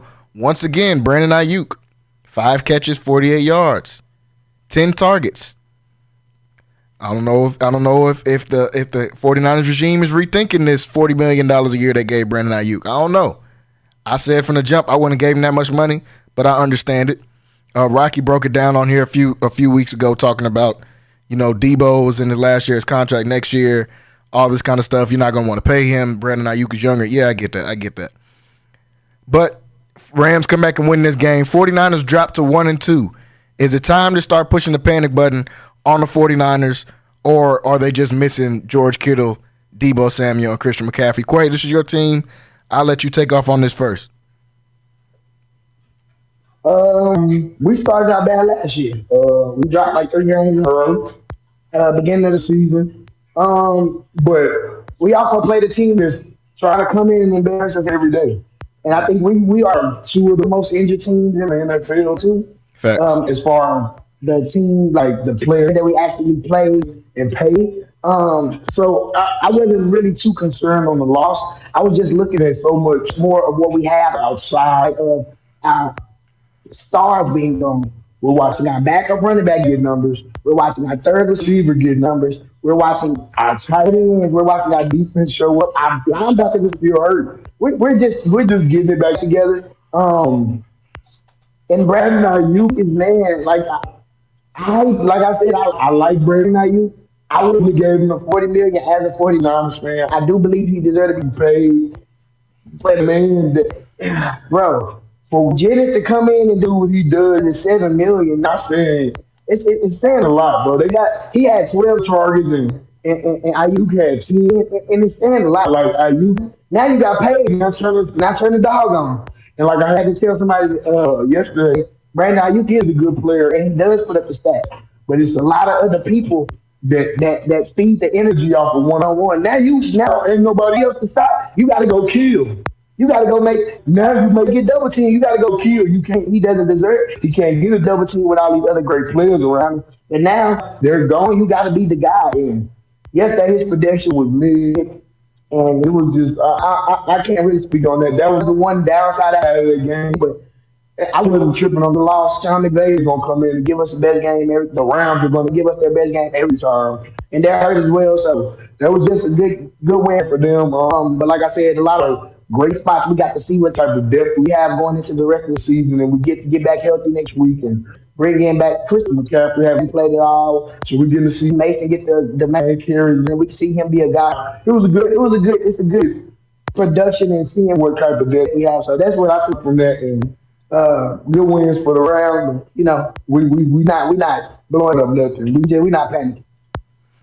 Yeah, I feel you. I'm agreeing. I don't think it's time to hit the panic button, but it does raise some concerns. But to your point, Quay, they have their slow moments every season, is what it feels like, where they'll drop, 3 or 4 games. I mean, even that year that the Rams went to the Super Bowl, I think 49ers were like 8-8. Like they dropped a bunch of games and then still made it to the NFC Championship game and gave the Rams a really good game. And that team ended up winning the Super Bowl. So I'm not ready to hit the panic button yet, but there are some questions and some concerns about the health of this team going forward and some of the decision making. Kyrell, what do you think about this 49ers team, man? Is it the panic button 1 and 2, or is this just this is kind of what they do?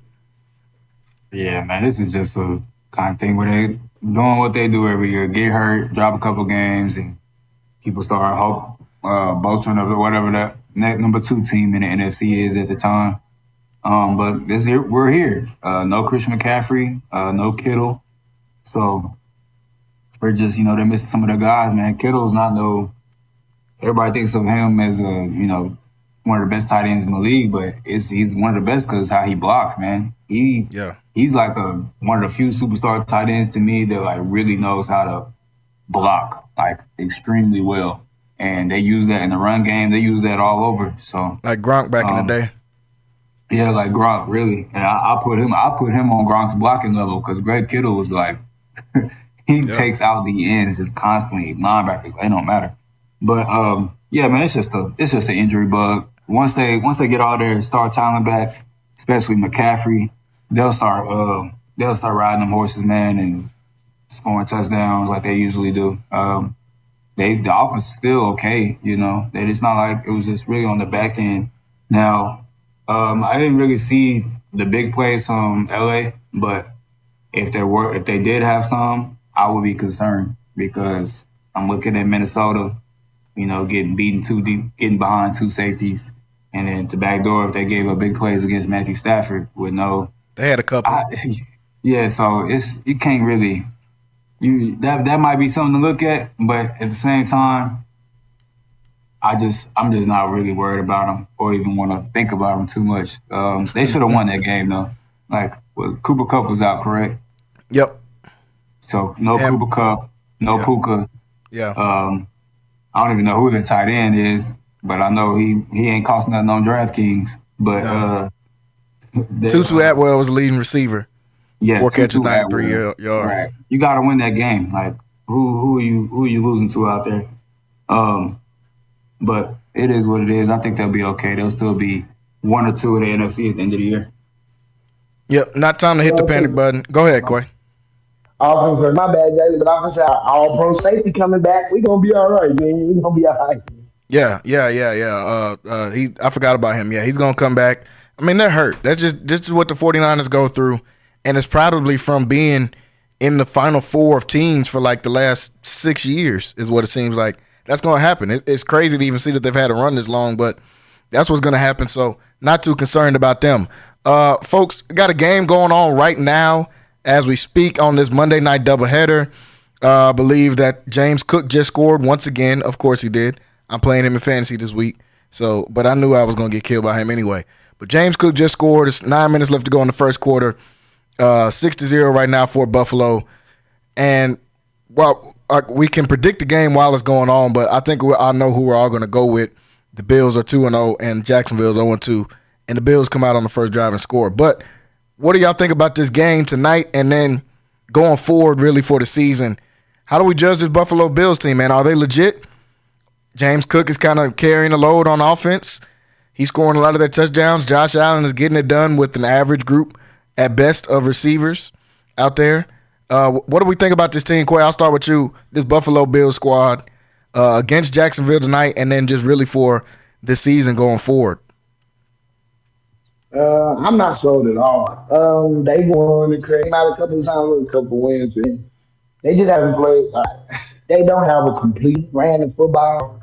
They're getting by football is cool, but the later parts of the season, the talent don't show up. They're not talented. They didn't get any better. Like I feel like about the Cowboys. Josh Allen is a good quarterback. He's a top 10 quarterback.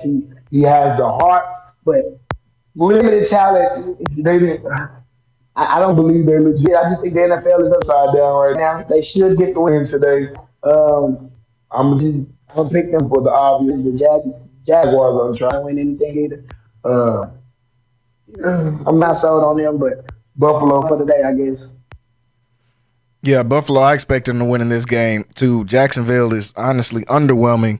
I thought this team was going to be good, and it's still early. Not saying that they can't be good just because they were started 0-2, because Baltimore just started 0-2. We just seen that as well. So I'm not ready to just completely give up on the Jaguars team, but definitely they have been underwhelming so far. Kyra, what you think about this game tonight with Buffalo and Jacksonville, and then what do you think about the Bills going forward this season? I think the AFC. I don't know what to think about the Bills, man, because I'm looking on their outside weapons. They really just don't have anything for me. I know Keon Coleman looked good at Florida State, right? Mm-hmm. But I haven't really seen them do much in the league. They're relying a lot on Shakir and James Cook. And James Cook looks good so far, man, but I just don't know. Like, I'm just not ready to. If this is the second best team in the AFC, then I don't know where they got better at. It must have been culture, or just it's got to be. I think people got worse. Players, but they look better though. To me, they look better. Like they look more. What's the word I'm looking for? They look like they're just playing like smart football, kind of like the Chargers are. But that's the kind of football, and then just relying on Josh Allen when they have to. But I don't really see anybody just making Stephon Diggs type plays or anything. There's no big playmakers out there really. It's just guys, they're just getting first downs any way they can. Curtis Samuel, Shakir, James, run the ball with James Cook, and he's every third run turn into a touchdown. Yeah. I see Connor McGovern on that line, man. These line can't be all pro. Can't be. Because that dude was third string for many years down here in Dallas. So I'm just even that touchdown run, man, them dudes got beat off the point of attack, and James Cook just ran around them. Like, I'm looking at the play right now. I don't know what's to make of this. The offensive line is clearly getting beat, but this dude just made a little loopy-loop and scored. So I don't know, man. I'm waiting on the Jaguars to be good, though. That's what I want to see get good. I'm tired of I'm still a Trevor Lawrence believer. Like, I don't think this dude's a bust at all. What are you doing? No. Sorry, I'm watching the game live too, man. It's ridiculous. I should let me stop talking about Trevor Lawrence so we can get this first down. But yeah, man, I don't know what the Bills or the Jaguars are gonna look like. Man, the NFL is upside down. The thing that did it for me was Tampa Bay. Tampa Bay losing. Yeah. In the fashion that they did, So who they lost to? Huh? Giants beating the Browns. Huh? Okay. Like, it just reiterates. Not saying the Browns are supposed to be any good, but I was just thinking the Giants were not going to show any fight this year, and here they are. But yeah, man, Tampa Bay losing I was like, all right, this got to be like the real preseason, Yeah, I don't know what to expect out of that Tampa, or what to think about that Tampa Bay. It's just one of those losses. Like, I don't really want to judge them off of that because the Broncos aren't going to keep playing good like that. And beating them 26-7 was kind of like, man, what's going on? Kind of like you said. But I don't put too much stock into that. I think Tampa Bay is still going to be good. They're just not going to be as good as maybe some people thought. Before we talk about the last game coming up tonight, another sneaky team we did not talk about was the Seattle Seahawks, man. Seahawks been doing their thing. Shout out to Geno. They blew out the Dolphins yesterday. They were supposed to blow out the Dolphins yesterday, but they took care of business, and they're 3-0 too. So shout out Seattle. That's got a chance with these injuries we're seeing with the 49ers. Seattle could win this division. They definitely could win this division. I would not be shocked about that at all if they go out there and win that division. So shout out Seattle. But one more game we have tonight on the doubleheader slate is the Commanders taking on the Bengals. That don't even sound right as a football game. That sounds sorry. The Commanders versus the Bengals. Bengals 0-2 to start the season. Commanders 1-1. They got to win over the Giants. Jaden Daniels, the rookie out there, not really sure how to judge him. I mean, he's not playing terrible, but he ain't playing great either. So he's doing his thing, though. I mean, shout out to the young dude. He's doing his thing. It's hard to go out there and start as a rookie, especially in a bad organization like the Commanders. But this game is tonight. Washington is a 7-point underdog in this game. Cincinnati hasn't won a game, though. And they're 7-point favorites in this game, but they haven't won. Joe Burrow, they have to go out here and win this game. If they struggle against this Commanders team, I might be out on the Bengals, man. I might be out on them, and not just for this year, but just going forward. Because if they come in third place or fourth place in this division this year, they're going to blow the team up. Jamar Chase is going to go somewhere else and become the best receiver in the league. They already don't have no running game. They're going to keep paying Joe Burrow, of course. But, Trey Hendrickson, all these other guys, I'm not sure what happens with them. And they might blow this team up if they don't find a way to win. And it's got to start tonight against this Commanders team. Kyrie, what do you think about this game with the Commanders and the Bengals tonight at 7 o'clock? Yeah, man. Online matchup. Really, online matchup, man. And y'all not even on the same little networks or whatever y'all want to talk about. Yeah, I'm excited to see Jaden Daniels, I guess. I'm trying to hype myself up for this game, man. I'm excited to see Jaden Daniels. I might not watch it, bro. I ain't gonna lie. But it is. What is Joe Burrow gonna do? I guess I can look for it. Hey, watch Joe Burrow, so I can make my rich kid take again. But yeah, man. What you want me to say, man? It's a terrible slate. I feel like they put 2 games up and they're both bad. Yeah, that's why they got a double header, because they knew they was gonna be mad. Boy, it wasn't bullshit. At least it's 2 games, so these gotta be something. So. Yeah, man. They really should start doing that too. Like, if it's Monday night and it's just a horrible matchup, let's throw another game on there just so people can get that, because we paying for YouTube TV, paying for all these different subscriptions. Some people, I ain't gonna talk about what I'm doing, but don't get your computer shut down. But at the end of the day, man, they really should start having more double headers. But I don't know what you want me to say, man. Terry McLaurin. The McCaffrey cousin. I don't even know which one that is. That's his man, brother. You turned him into a cousin. Ain't his name like Willy Wonka or something, bro? Like, what's it? His name is Luke.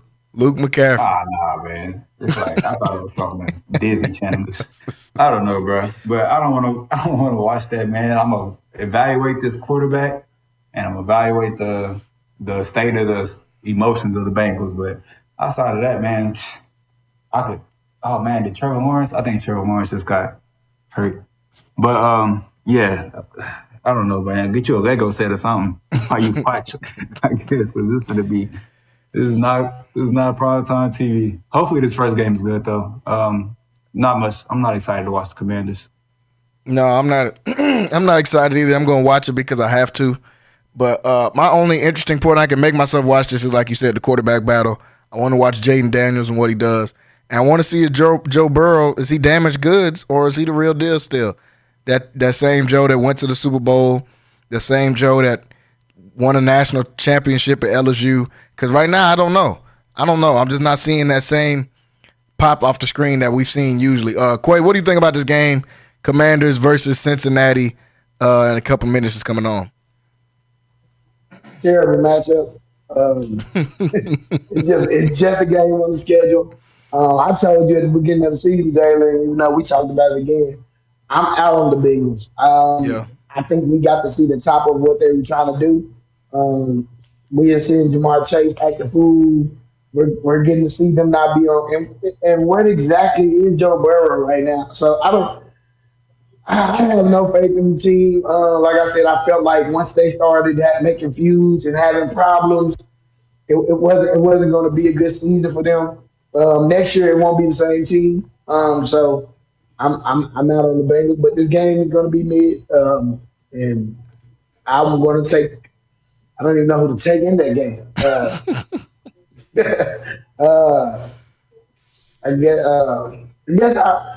I'm gonna go with the young buck. I'm gonna say Washington just cause, and I ain't just trying to go get the Bengals. Like I actually like Joe Burrow, but he's been such a disappointment to me. Yeah. And I'm gonna just go with Washington just cause. But who knows? Who can win? Anybody can win that game. Yeah, this is a toss up, a toss up game. Yeah, they got Cincinnati favored by a touchdown. That's cool, and I guess that's the safe pick. Excuse me. I guess that's the safe pick to choose them, but not much to watch here. I'm going to watch, like I said, because that's my job, and that's what I'm going to do is watch this game. But I am looking forward to seeing the young kid Jaden Daniels playing on prime time. What does he look like with all the lights on? Before we get out of here, folks, real quick take. Carolina gets a win. Carolina gets a win. That's something we haven't said in I don't know how long. Not only do they get a win, they scored 30-something points. Now, I came on here last week, and I'll keep it brief because we're running out of time. I came on here the last couple of weeks and said, yeah, it's the organization's fault. Bryce Young, they're ruining that kid, yada, yada, yada. Andy Dalton goes out here and puts up 319, 3 touchdowns. Chuba Hubbard runs for 114 yards. Didn't we just say last week that he had a good game and why did he only get 10 carries? Well, he got 21 carries this game and had 114 yards. Plus, he had another 55 yards receiving. Deontay Johnson, who they got to answer their receiver problems that they've had about no weapons, and he is a good receiver. He had 8 catches for 122 yards because he had 14 targets. They threw on the ball, and the dude is still good at football. What a shocker. Xavier Legette, who they drafted in the first or second round, who's probably the countryest accent in the NFL. He had a couple good plays yesterday. So I don't know, man. I might have to rethink this, and we'll talk about it as the week goes on. Might have to rethink that. Quick thoughts on the Panthers getting a win yesterday. Quay, I'll go ahead and start with you.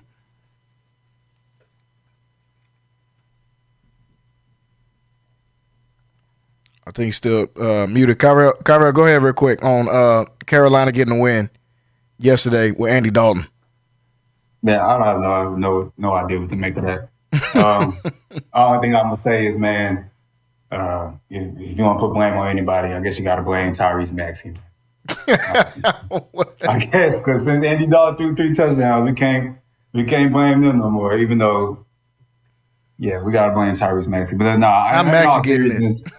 Man, you know exactly how Maxey got it. Yeah. So all I'm gonna say is it's a picture of Bryce Young walking in with his girl. It ain't one with him leaving with her. And so I guess that boy, he in Sadville. Good news for him. The new Future tape just dropped, so maybe he can tap into that, get back in his mode, man. But he gonna have to check out that mixtape and figure it out. But in all seriousness, yeah, they already broke this kid. Like, I don't know why he was. I mean, I get he was a dog at Alabama, but he just they broke the kid's confidence, and then he probably doesn't have the best tools to succeed in the league. You know, everybody wants to talk about Kyler Murray's stature, right? But if you look at Kyler Murray out there and then look at Bryce Young, who looks like an NFL player? Yeah, you know, like Kyler Murray still looks like he can a top athlete. Top athlete. Bryce Young looks like he's the Gatorade Player of the Year, man. Like high school, you know, he looks like a slender child running around out there, and it's just like, man, you got the what they call him, man, Red Lightning or something. Red Hornet. Out there. Oh yeah, the Red Hornet. Out there and 3 touchdowns. Come on, man. What a just stab to the ego, man. Like that sucks. I was really hoping they would look bad just so Bryce, you know, that could have gave some confidence to Bryce. But now it's just gonna be like, yeah, it's you, bro. Yeah, your team suck and it might be you, bro. Your girl there, bro, it might be you, bro. Like, it's just he's getting hit from all sides, man. And no Diddy, but it's just crazy. And I don't want to lean in on him, man, but I just really hope he gets out of there to another franchise and then figures this whole thing out. But yeah, looks like he might have been the problem. Yeah, I mean, it's tough. It's tough, man. That's a tough situation. Like you said, I don't want to root against anybody, but I didn't want Andy Dalton to have that good of a game. He came out and dominated. Same team, same squad, and we kept saying that stuff about the offensive line being bad. I did my homework. That was false. The offensive line has actually been great. They've given up like the least amount of pressures to Bryce Young in the last, I don't even remember how many games, especially this year. I think they're giving up the least amount of pressures this year. So they gave Andy Dalton time, and the dude went crazy out there. Over 300 yards, like I said, he went crazy. Deontay Johnson is still a dog out there, and he looked like it. And they just gave him carries and they gave him the ball. I mean, gave him receptions and targets. So we'll see how that goes, and we'll talk about that more in the week. Folks, want to thank everybody for watching with us today. I want to thank Kyrell and Quay for coming on here with me. Tomorrow, we still got plenty more football to talk about. We didn't even get to talk about all the college games. Still got a few NFL games we didn't touch on. And we got to recap the Monday night football games. If you guys aren't subscribed to the YouTube, jump over to YouTube, Centex Sports TV on YouTube. Subscribe, hit that bell so you can get notified when we go live every day, 5 to 7, weekdays. Also, go over to the app, Centex Sports One. Download the app on the Google Play Store and on the Apple Store, and you'll get the notifications. And you can watch this or listen to it, whichever one you decide from wherever you're at. Want to thank everybody, like I said, for watching with us. And we got more football to talk about tomorrow, folks. So we will see you guys next time. See you tomorrow at 5 o'clock. Good night. Texas home for sports. It's Centex Sports Network and Infinity Sports. Catch all your in-depth sports analysis with the best. The hottest sports show in the evening is Centex Primetime, hosted by Jalen Gillis. Act like y'all. Weekdays 5 to 7.